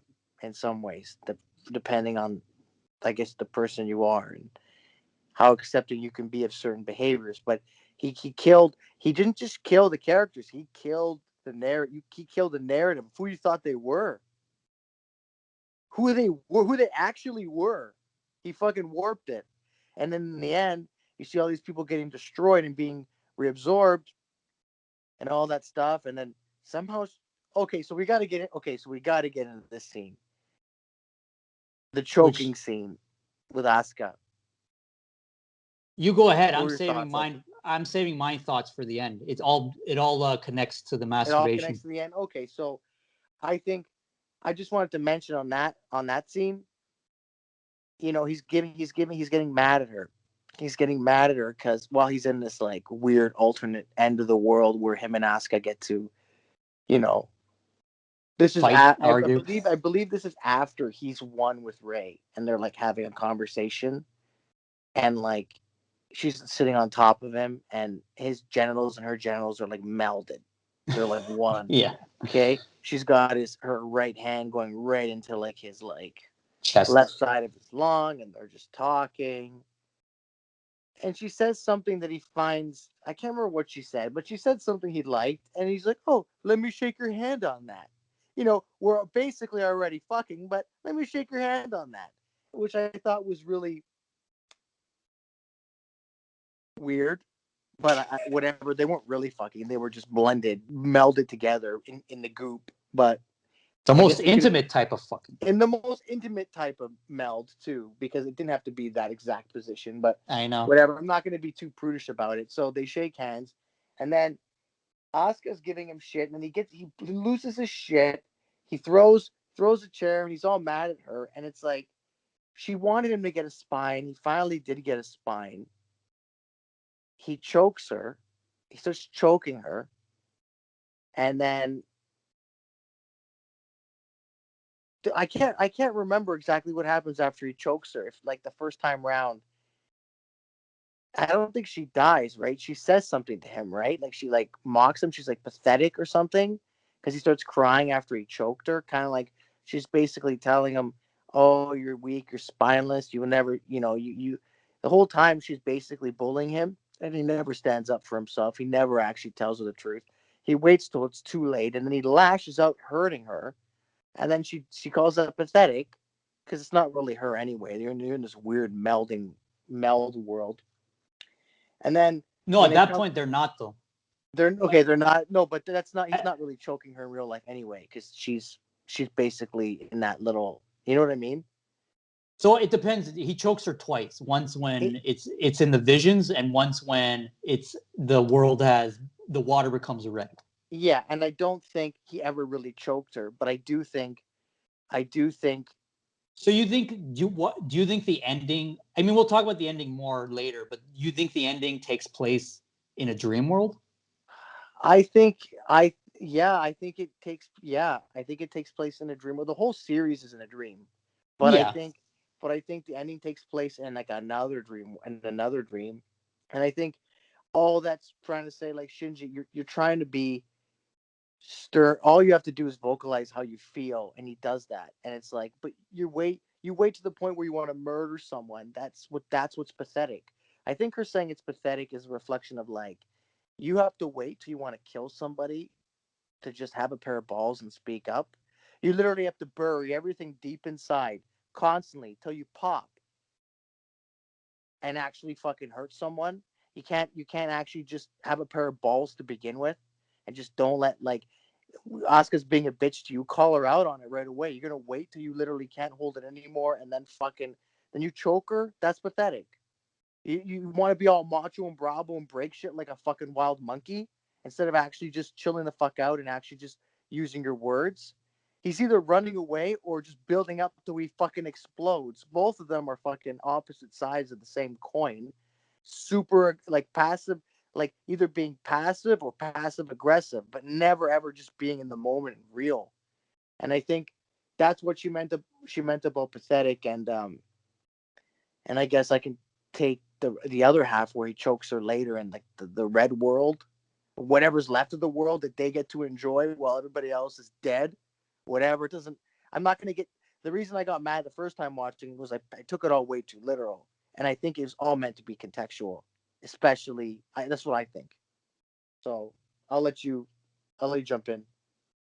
Yeah, so I'm gonna leave my thoughts for that on at the end because I feel like that's what really bookends the movie. Not so much the show, but bookends the movie is kind of his interactions with Oscar in it and what they mean. So I'm leaving it for that. I will say though that again, supposedly when Shinji stops the third impact, he basically creates the world anew. That's why the water's red instead of blue now. It's not a red world. It's just the planet Earth version 2.0, right? And that's when the rebuild movies happen. That's when there's kind of like that's why those rebuild movies are like they're not really remakes. They're more like sequel remakes, right? Some people don't believe that theory, but Hideaki Anno himself said that's what they were, and thematically, that's probably what they are. If there's literal evidence that it's not really literal, I don't give a fuck. This is a piece of fiction. I care about the thematic if it means that thematically, if it serves the piece of fiction thematically. So to me, I believe in the loop theory. But I'd have to watch it to comment. I mean, I would obviously take whatever he wanted to make it the intent. I'm assuming that's what it was, if that's what his intent was. But I mean, if it doesn't convey to the viewer, then it doesn't convey to the viewer. So I'd have to see that. well, I'd have here's to the see thing. them. I mean, Evangelion has been about anything but conveying to the viewer. It's about the viewer figuring things out. So, I mean, yeah, it's Yeah, always but going to be what I'm saying is, if it can't be figured out, then it's, you know what I mean. I could draw an image of something that's meant to mean something, but if everybody's like, no, that's just pure murder. I mean, unfortunately, he's got to do it in a way where it's you can figure it out. If it's too right, convoluted and messy, then he failed as an artist to get us to see what he's trying to do. right. There's a Okay, that's a communication good there. point. You're sharing the dream. Right. So you gotta make even if it's a hidden map, there's got to be some sort of map to see the meaning or get Yeah, something out of it. yeah, you can't just paint one half of a painting red and white and the other half white and tell me that it means something that no one's getting. If you go too far abstract, Then it's basically a blank canvas and it basically doesn't mean anything. it's lost in translation at that point. So speaking of lost in translation, I want to go back to when he's assimilated in the Ava and he's having these visions and he's basically they're redoing what they did in episodes 25 and 26. They're doing the human instrumentality project almost completely from Shinji's point of view. So my thing is I felt like their version, the movie's version of the human instrumentality project within the Ava, within all those visions, is at odds with what they were doing in the original episodes 25 and 26. Apparently, they're both canon. Somehow, episodes 25 and 26 reconcile with what happens in the movie, with the human instrumentality that happens in the movie. I struggle with that because I struggle with it for a couple of reasons. Because the tone of the show and the movie, they're different enough that it feels jarring, right? And it feels off to try to reconcile them, at least tonally. The second thing is, I just wish, again, this movie could have been a little longer. You could have took out that 5 minute intermission. Why couldn't we really redo episodes 25 and 26 in the movie? because then we would still have everything that Shinji went through and talked about. And yeah, he can still have his arc and he can still come to his revelation, his conclusion in the way that he did in the movie. But the lead up to it, like it still could have been there. No, we didn't have to have the school timeline where Katsuragi drives a red car. We didn't have to, we didn't have to do him talking to Kaoru here and there, although they do that in the movie anyways. But I still wanted to see the scene where the supposed budget cut out, I still wanted to see kind of the gray world where everything's kind of formless, and you have to impose limitations and lose a bit of freedom to gain form, because that ties into the lore. That ties into the whole idea of Lilith and Adam. Adam is like freedom of form. Do whatever you want, no limitations. But then there's no form, and then there's no fixedness. There's no identity when there's no fixedness and limitation. Lilith gives you that limitation, gives you that fixed form, gives you that identity. So that's why I would have liked to still have seen that in the movie. Instead, I'm supposed to have a headcanon where that does happen, that does somehow fit somewhere in between him choking Asuka in the dream and the movie theater imagery and all that stuff. It just, yeah, I didn't like it. I think the movie theater imagery could have been replaced with a redux of episodes 25 and 26, a miniature versions of them, so that it's still postmodern, but in a subtle way where you're just naturally part of the viewing experience, not where there's like a camera on you, you know? I think he did it the same way he did in the series. I think it's the same message coming through in the end when he starts discussing how it's all just dreams, and he shows you the real world. And because I understand what you wanted to see, but I feel like he did the same thing. He's trying to get people to look inside and do some inner reflection on themselves, on who they are and how they relate to the world. Are they Shinji, who's just choking people because they hold shit in until they blow up? Are they just so full of self-hate that they literally wait till that hate gets so big that they lash out and literally hurt someone?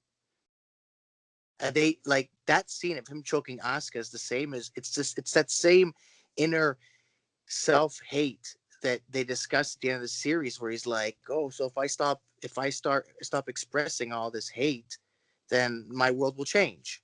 That what you see in the series is basically brought to life, but just not literally narrating it for you, where he's all like, basically, you're just a spineless bitch, Shinji. You're not fucking standing up for yourself.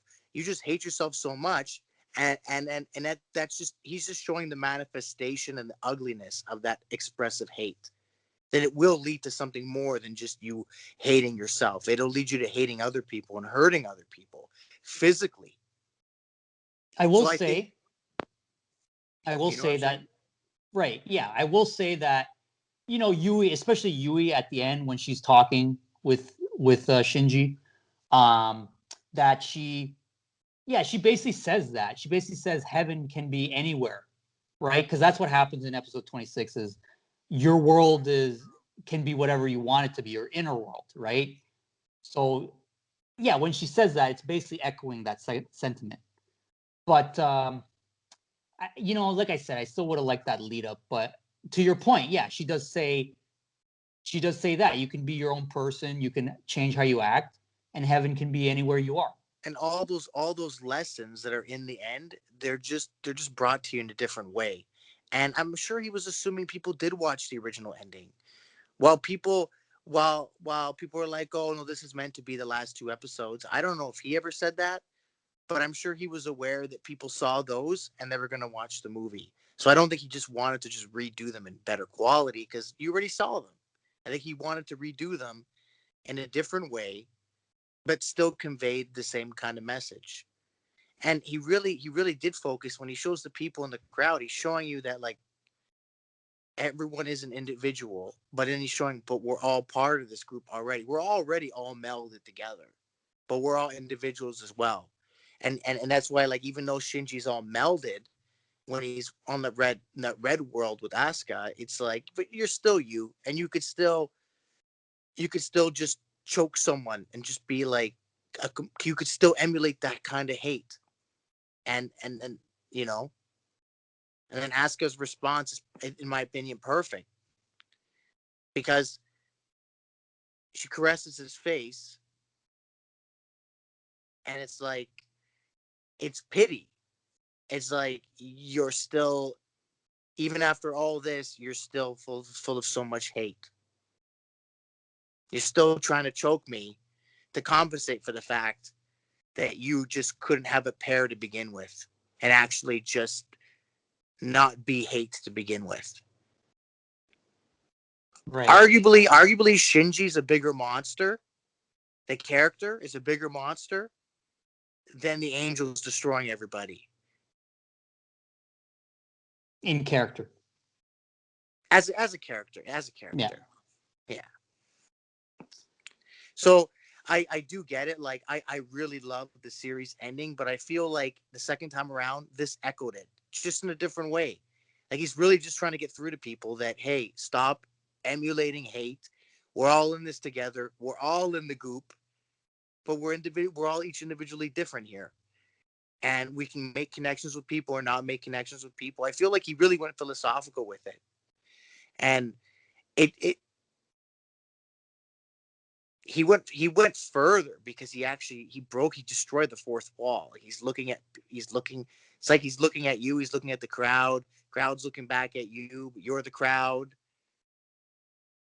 Right. I don't think, even though there's so much sacrifice, I don't think he was advocating sacrifice. You mean in the sense of becoming more collective? In the sense of losing, yeah, and well, in this, and not just in the sense of becoming more collective, in the sense of losing who you are. I think his whole thing was express who you are inside. If you're going to express hate, you're going to create hate. If you don't want to hate, then express love. And I think if you're expressing love, you're probably not going to be able to self-sacrifice. And then I'm going to piss a lot of people off here, but like, I'm sorry, but if you have an orange, you can give someone an orange. If you don't have an orange, you can't give them an orange. So I think it's important that, like, that act of like expressing love to be able to give love to someone else. And I think the whole thing was he was trying to get people to stop expressing hate and to express love, and not through force by fucking murdering everybody and putting all their guts in a giant pile or all their energetic essence in a giant vat, but like actually just like, I think that all that murder was just the choking scene. You don't have to actually get to that point to just stop emulating hate. And I think that's what he was trying to say. Well, Which is what okay. I think he was trying to say at the end of the series. You can create the world you want to live in, and you don't have to emulate hate. If you emulate hate, that's going to be the world you live in. By the way, I didn't get to say this in the first episode, but what you're saying about not emulating hate and acting loving, and then you'll be able to generate love within yourself. That's very. You'll generate Katsuragi's red car world. I guess so, but that's actually rooted in some very real psychological research. So they found that when people actually like force, like even if they're feeling sad, if they actually force their mouth muscles to smile, they'll actually start feeling happy. Same with posture. I've heard about that too. I've tried that. It didn't really work for me, but I've heard that does work. I even heard like power stances work. Like if you like prop up and you do like a Superman stance, it's supposed to help too. I mean, it is. There is a lot of evidence that it works. Everybody. Physiologically, there's going to be reactions to it for sure. Yeah. So, I should try it as myself. Actually, I don't have the greatest posture, so I should try to like really do that, and might help my mood, might help all our moods, right? So I think that it kind of goes back to that, and also goes back to the saying of fake it till you make it. So fake what you're doing, pretend until it becomes what you really are, right? Well, yeah, but I think in Shinji's case, and everyone is a Shinji, but to some degree, somewhere, like everyone is in the Goop, but I think in Shinji's You mean the case, white kind? sorry. You mean the white kind? Sorry, I No, had to no, no. I understand. mean the red, the energetic red kind, not the No, no, white I know. kind. That's gross. But uh, I just had the image of his hand. Uh, That I hand is important. I think when you emulate, when like in the first series, when like talking about emulating hate, you know, when he's all like, Asuka, you never really wanted to talk to me, and he starts getting all mad at her, and it's like, bitch, you could have said this from the beginning, like, hey, like, you could have put the foot down from the beginning. You didn't have to escalate it and have this demented long ass, like, you could have put her in her place and let her know how you're going to be, how you'll allow her to treat you instead of just allowing her to treat you in the most garbage way because you're okay with that because you're treating yourself like garbage. And I just feel like it all just like, if he was just not emulating that self-hate, I don't think he would have jerked it to her in the bed. I think he would have made it out in time. He would have found a way to fucking get in that Ava. He would have been in an Ava right away when this whole fucking shit happened in the first place. He would have been there with her, fighting by her side. They would have beat the shit out of those angels because there would have been two of them. She almost did all herself. There's two they would have won for sure. And even if they came back to life, they would have ripped them apart again. She would have Well, had the fucking backup. Longinus, Huh? the Longinus probably would have did them in though. Yeah, would have done one of them in, and the other one would have been there to back him up still. Could have They pulled the were, spear out. Could have used the spear against those other fuckers. It yeah, only but would have. they were all Longinuses and they were all resurrecting. I just don't think so. And It's plus, still. It's still. Yui's mother was in on this whole thing. It's still. She would have been better off. I still think she would have been better off. But I just think it just goes to show that I just think it goes to show like why was she. Well, let's go right to the beginning of the movie. Do we know why she was in the coma in the first place?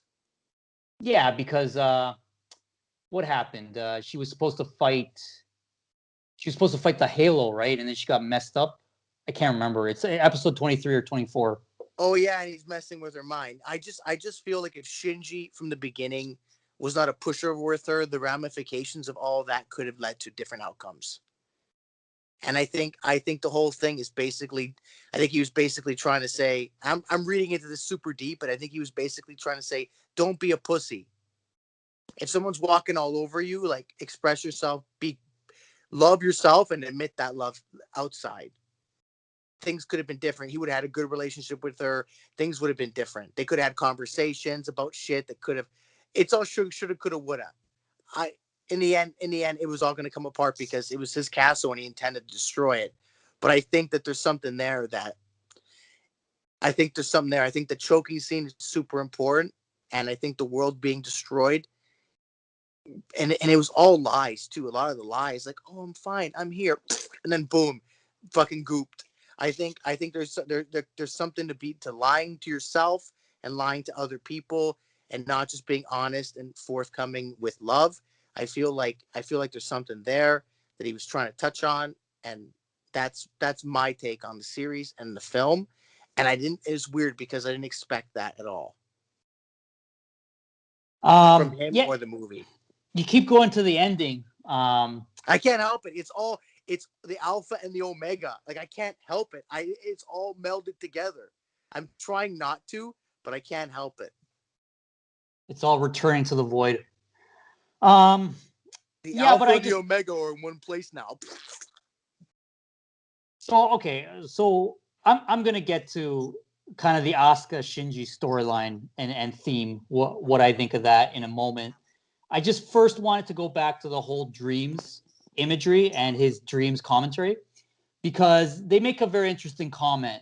Actually, Ray does, saying that are dreams are basically a revenge against reality, right? And all these like different pieces of fiction and being an otaku, it's kind of a revenge against reality a lot of the times, right? Not all the time. Sometimes there's something very artistically fulfilling, like watching this film. But yeah, it is true. Like dreams can be a sort of revenge against reality. And I found that comment very Nietzschean because Nietzsche, one of his biggest arguments is kind of the idea of how religion is a kind of religion and believing in a God and believing that, or even believing in a science that orders things way too neatly, way too much in human terms or into easily manageable human terms, is basically a sort of revenge against nature and how things actually work, a revenge against truth, a sort of untruth as a condition of life.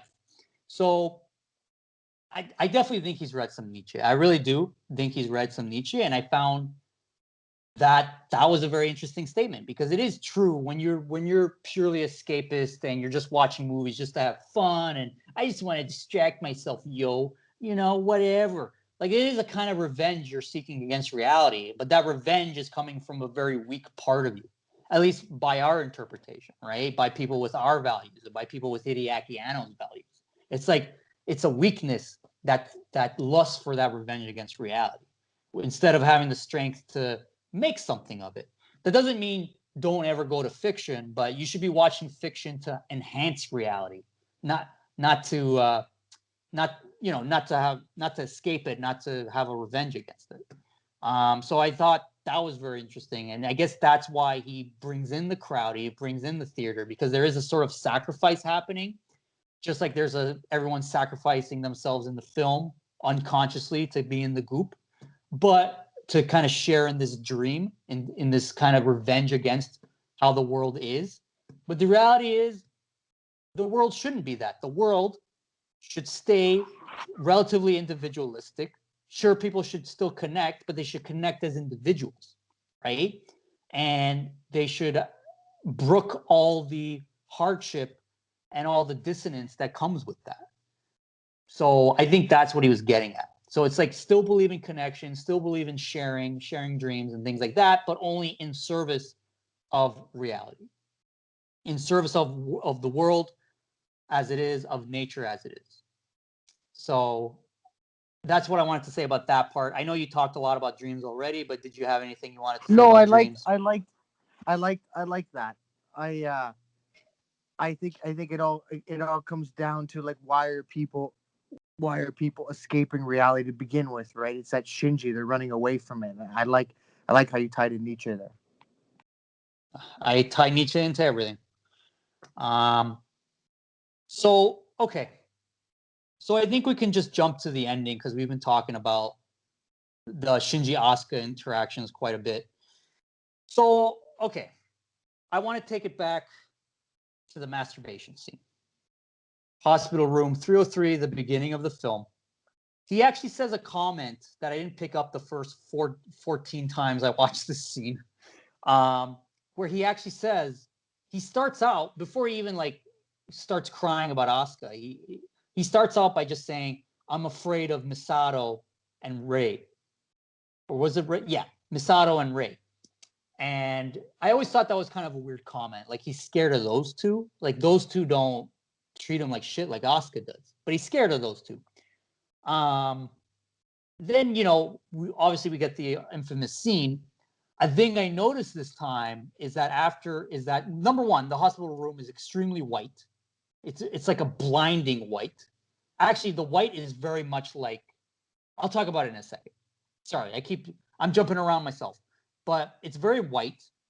And when he starts jerking it and the scene is cutting to other parts, it cuts to the blood vial that she's hooked up to. The blood vial looks an awful lot like LCL. It's like a yellowish with like red outlines. So that is something, I feel like that's something there already.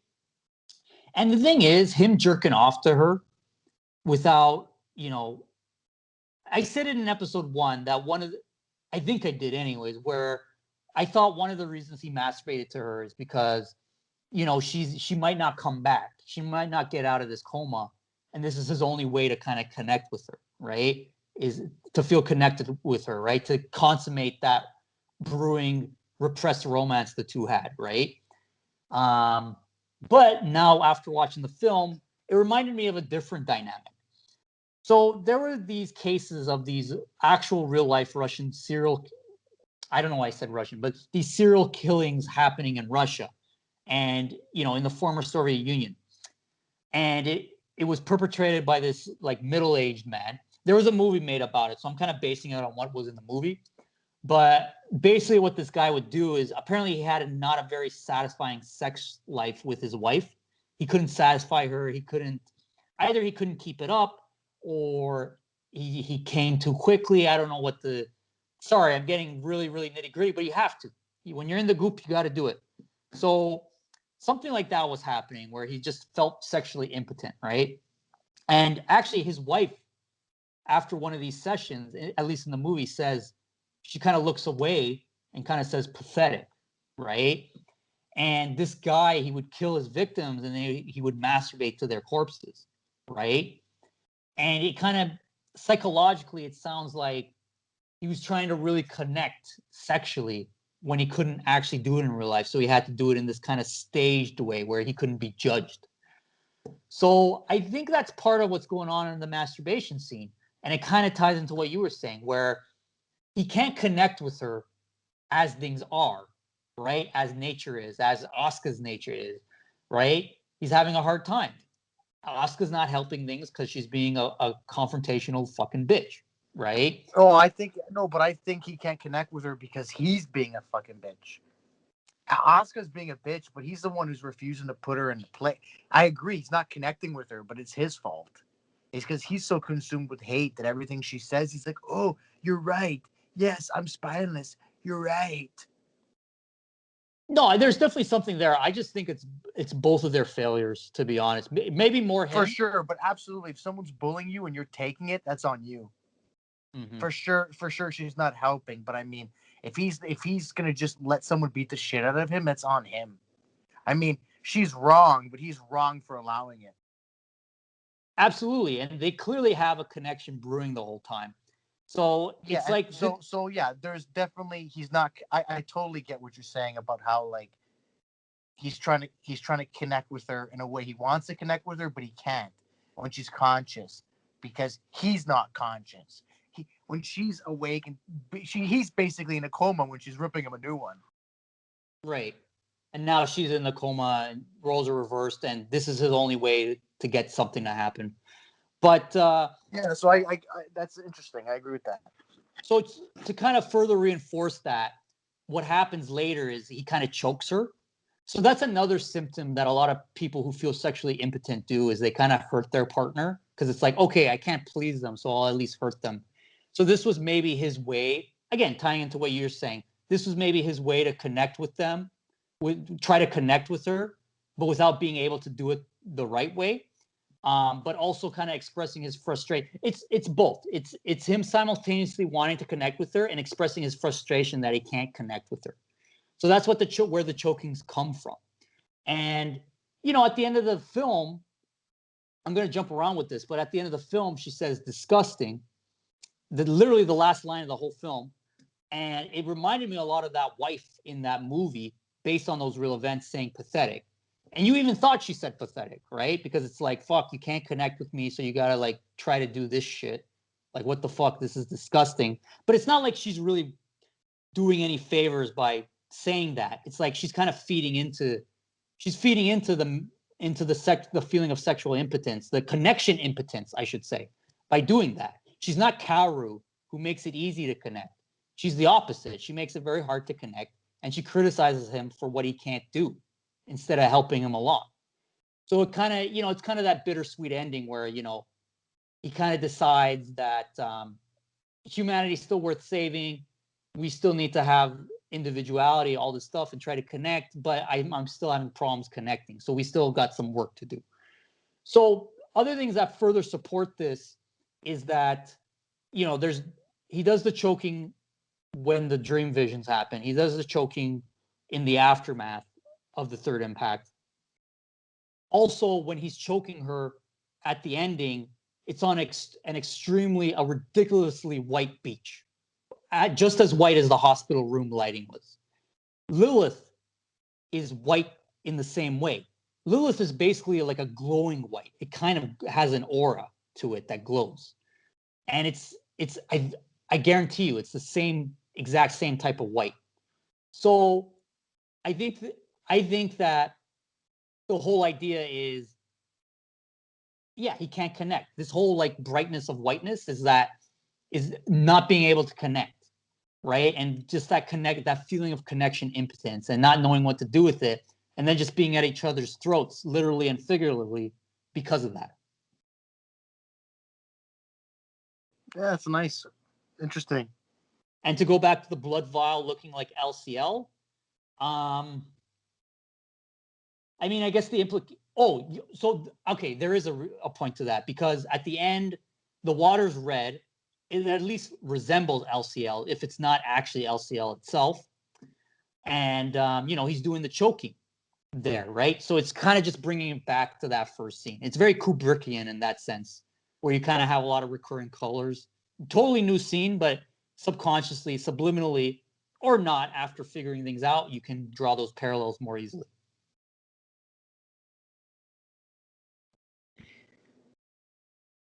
It's interesting. To make it maybe a little more personal, I won't go too deep into it. I don't know if I should, especially considering your heavy criticism of Shinji for kind of not, doing the choking and all that. But we talked about this offline a little bit, where like Asuka was a little, she's pretty abusive.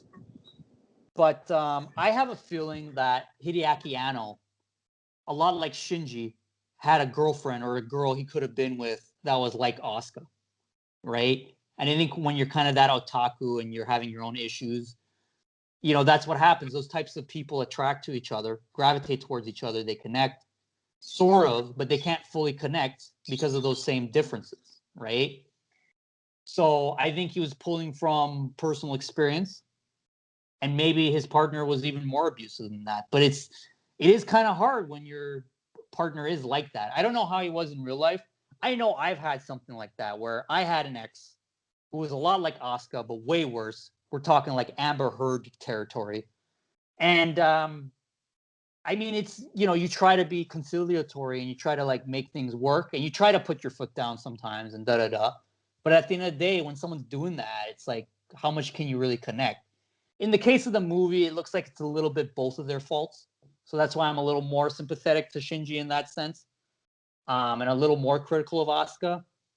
But yeah, it can be really difficult. I think both people just have to tear down like Shinji can't tear down Asuka's walls, just like Asuka can't tear down Shinji's. They gotta remove their own walls.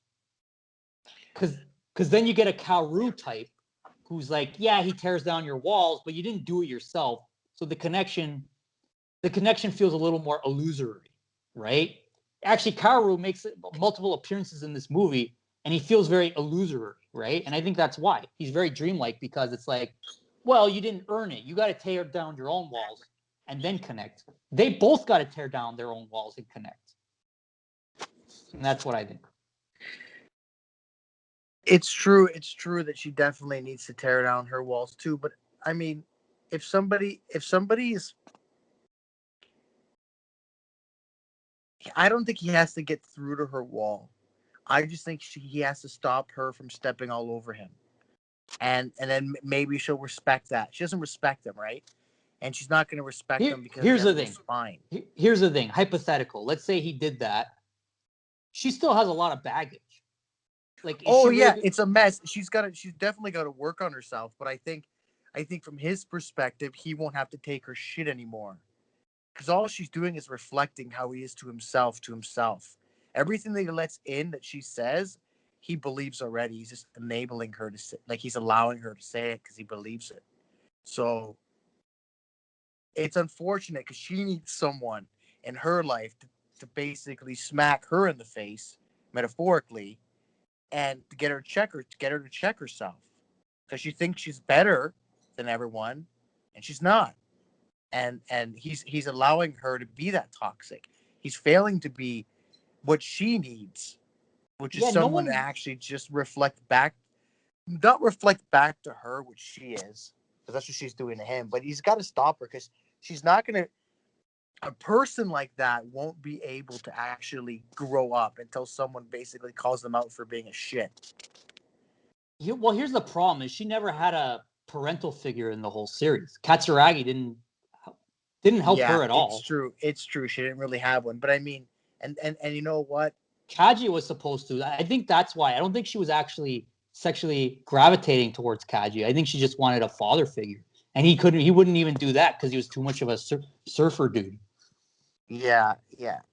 He could have at least tried to guide her right, Yeah, and not just not take advantage of her, but he just wanted to grope women of of age. sexual maturity. Yeah.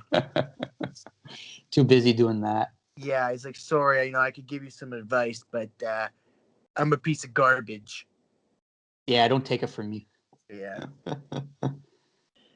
But overall, I think it goes to show people that bullies who don't have someone check them, they need that kind of favor, and the people who are getting bullied need to be able to um, stand up for themselves. They need that. They need to do that themselves. It's Right.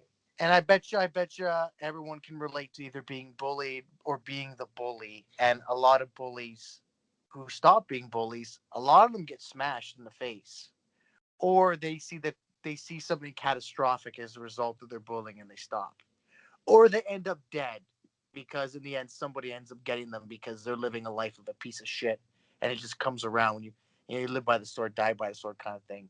See, and you would think Asuka would wake up after what happened to her in the course of this movie, But but she's so delusional. Like she's able to but come back and she goes even harder into denial.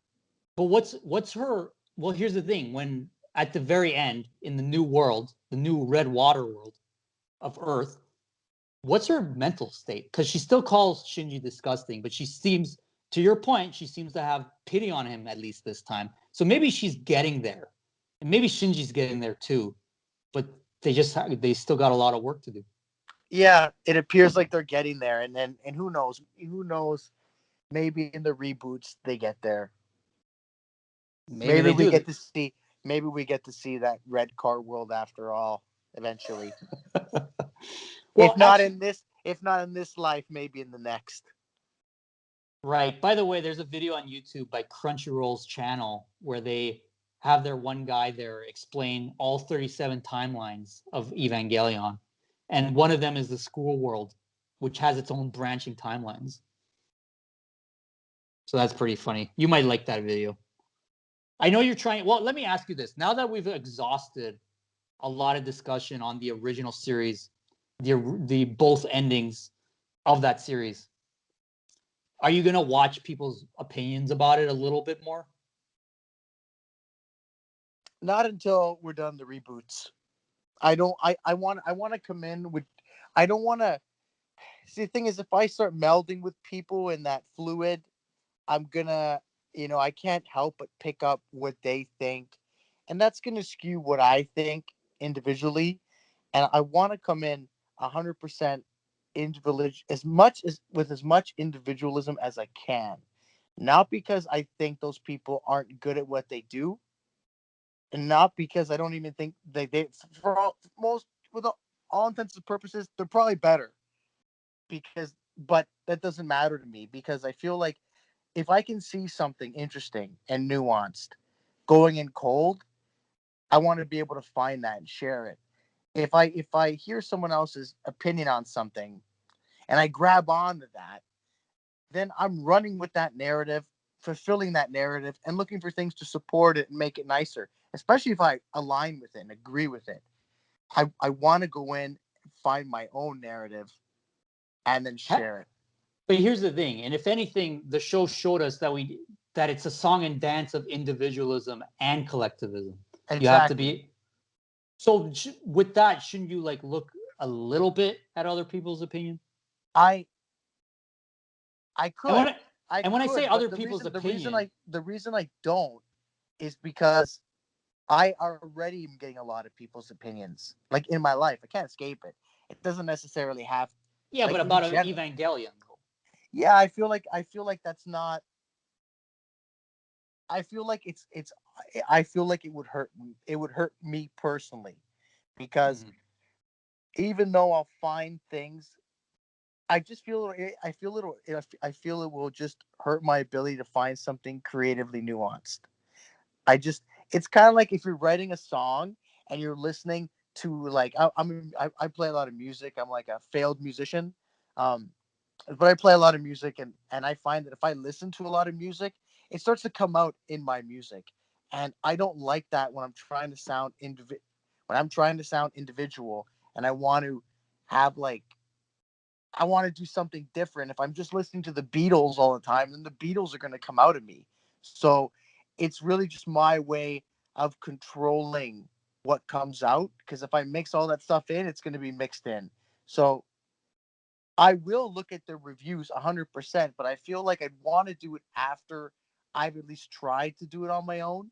And then if I were to revisit, let's just say this movie after seeing all kinds of reviews, for sure my what I think will have changed.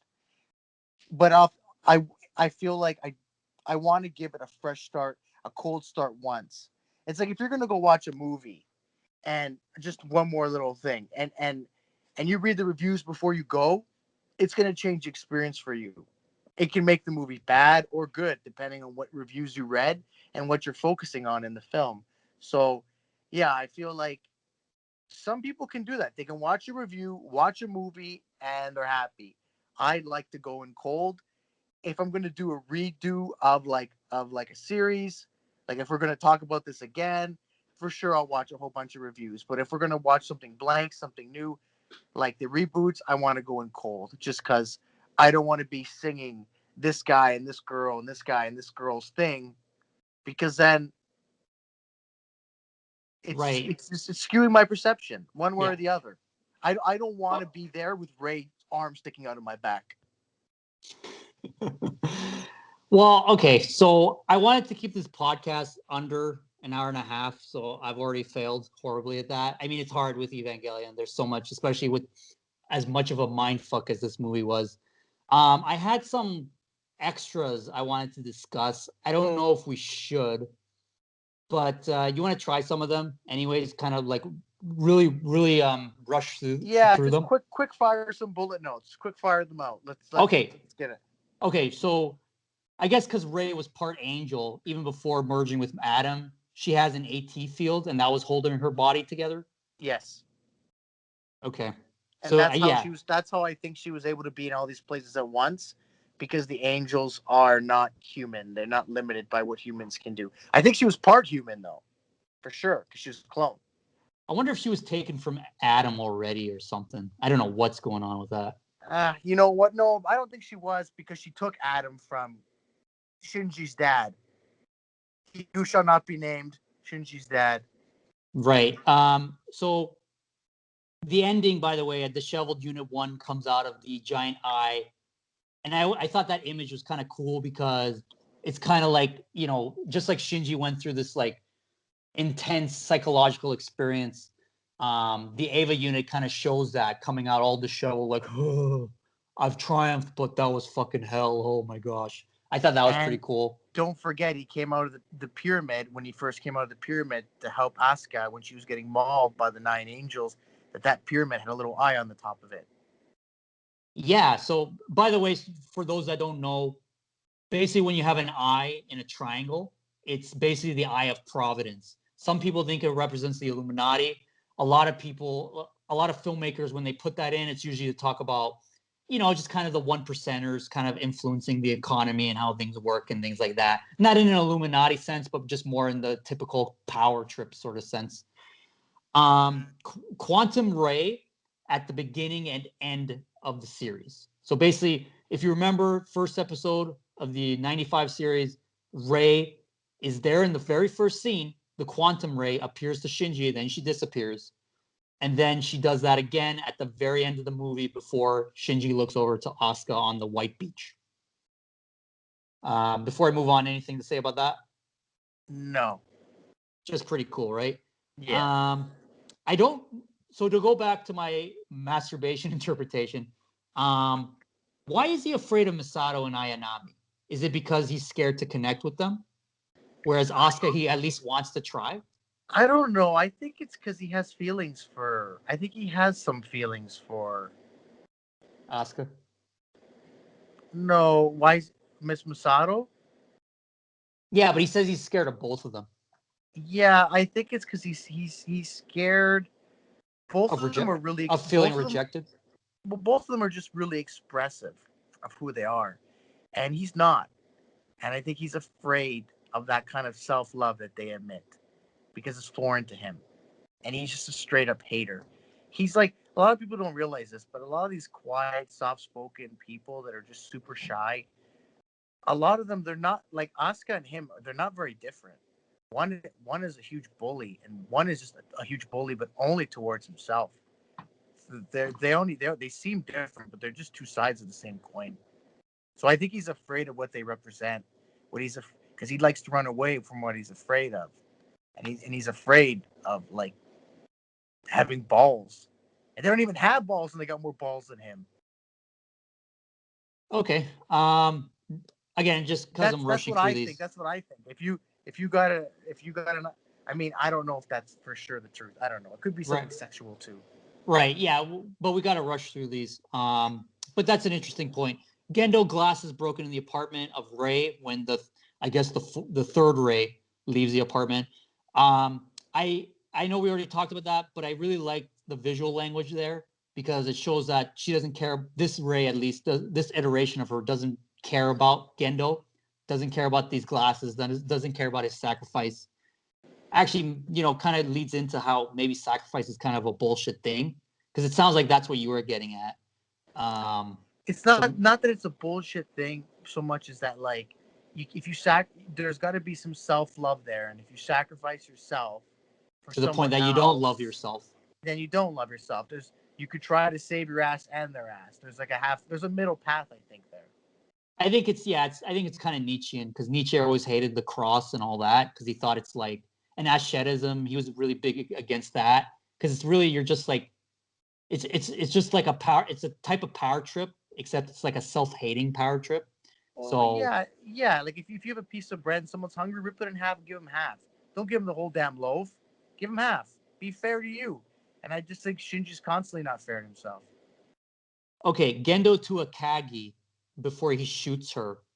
This is Ritsuko, the girl with the blonde woman. Yeah. He says, "I truly am," and then there's no sound, but you see his mouth move. And then she says, you're lying." So what does he say? Sorry.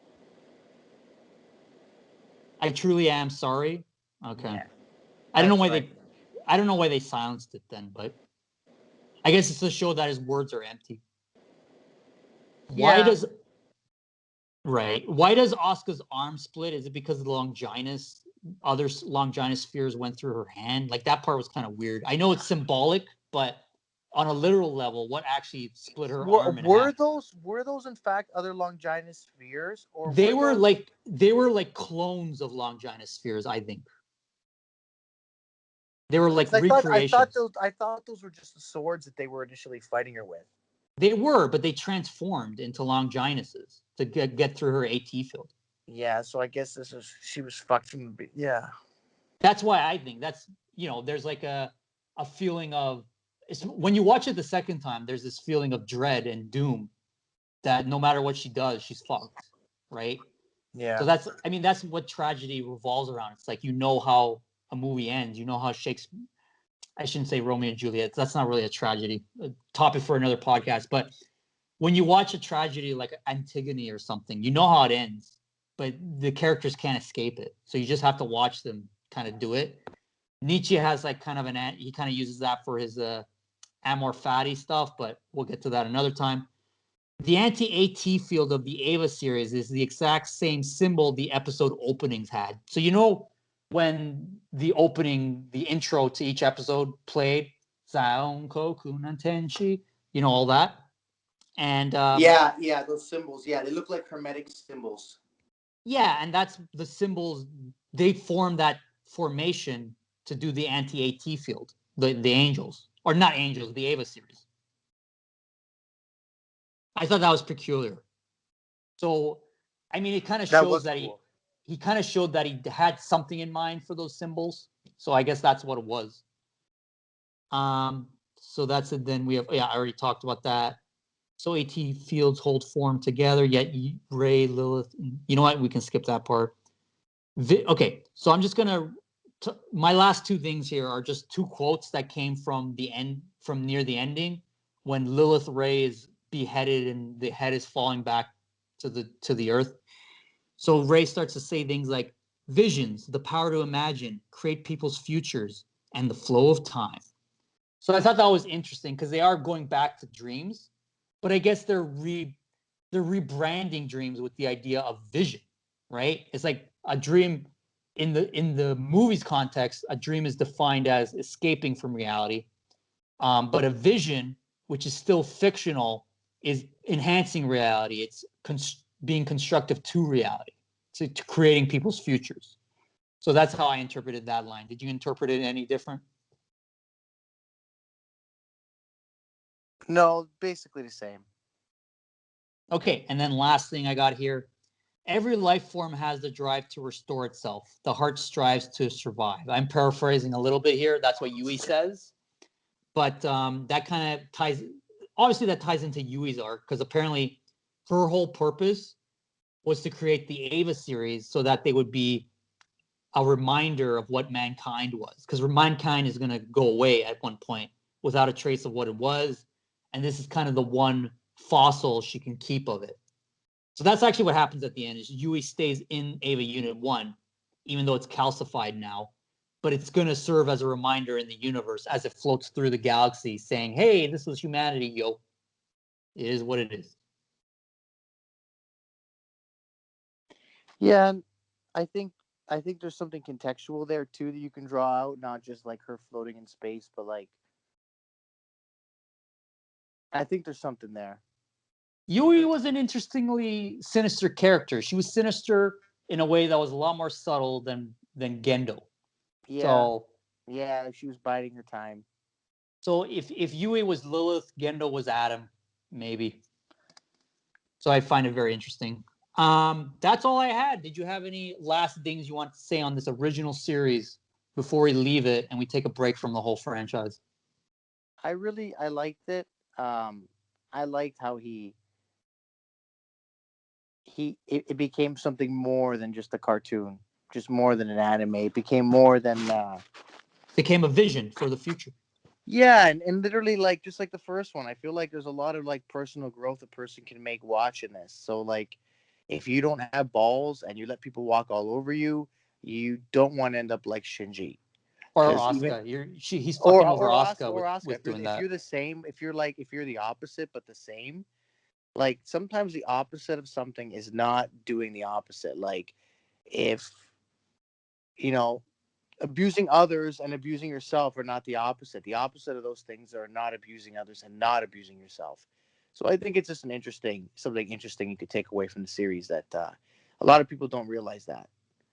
They think sometimes, well, if I'm doing this and I'll go do that, and they think they're doing the opposite, but they're not though. They're just doing a different form of the same kind of abuse. And I think that was good that he pointed that out. Okay, so that was the 90s Evangelion. It was quite a trip for both of us. It was really amazing, really horrifying, really something special. You should watch it. If you guys haven't seen it, you kind of ruined it for yourselves, but you should watch it. If I you're don't know still why. listening at the end of this and you haven't seen it, you should watch it.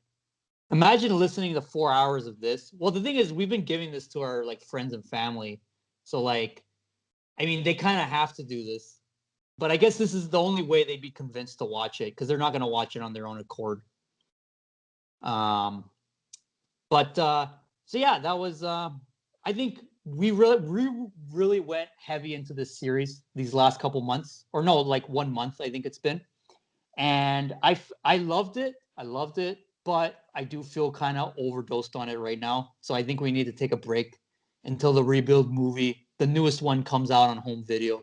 Yeah, it's really heavy. It's heavy. It's really deeply psychological, and that's something people don't get when you first look at it. Especially when the intro's so cool, so catchy, but you hear that song and you're not thinking, "Oh, here I am. I'm gonna like have an existential crisis watching this movie." You're not thinking none of that shit. Although the But name of the song is, when you look at the lyrics and the name of it, it is a cruel angel's thesis. So even it's from the good. I beginning. think he should be proud of what he did, and I just think someone going in this movie should just be told, like, don't just take it literally. Look at it contextually. Don't be too 3D about it, or you won't appreciate it. Yeah, actually be more 3D about it. Analyze yourself watching it. See how you're a participant in it. Yeah. Especially from the Or you beginning. know what? Best not to say anything, because then you end up with the same kind of crazy thing that happened to us, where we're just like, what the fuck? I thought this was a bunch of robots beating shit up other things. And then by the end of it, you got teens masturbating to comatose bodies and a big giant human being in the clouds, literally standing through the clouds. Yeah, with a vagina on her forehead. Zaum koku na tenshi no teze. I kind of wanted to bring us out with the opening, but I probably best I don't. Maybe do that in a separate video. Yeah, I don't want to get sued, but also maybe we can do it after an edit. So what should we watch next? We could discuss this more offline, but what do you think we should watch next, Nick?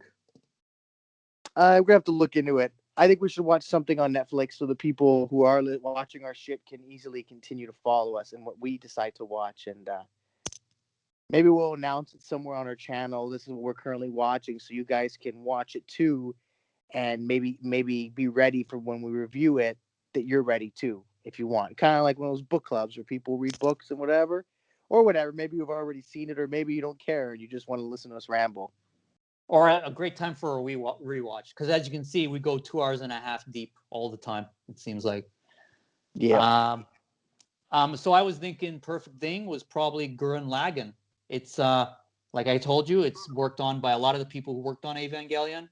They broke off from Gainax and they formed their own studio, Trigger.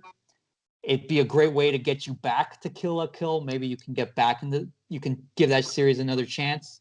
Try to go past the first scene this time. My code is stronger than your code. I promise you it's not like that. We'll watch, but let's watch maybe Gurren Lagann first, because I think it's still mecha. It's still the mecha genre. It's not as psychologically tortured and exploratory, but trust me, there's a lot of growth. There's a lot of hidden meaning, a lot of interesting stuff there. So I think, can we officially announce it here? Is that our next series? Let's discuss it, but probably. Probably. I don't want to make any promises, but probably. Okay, there you have it. That was Evangelion, and on to the future. Our vision for the future. Triggers Gurren Lagann. Bye, guys. Later.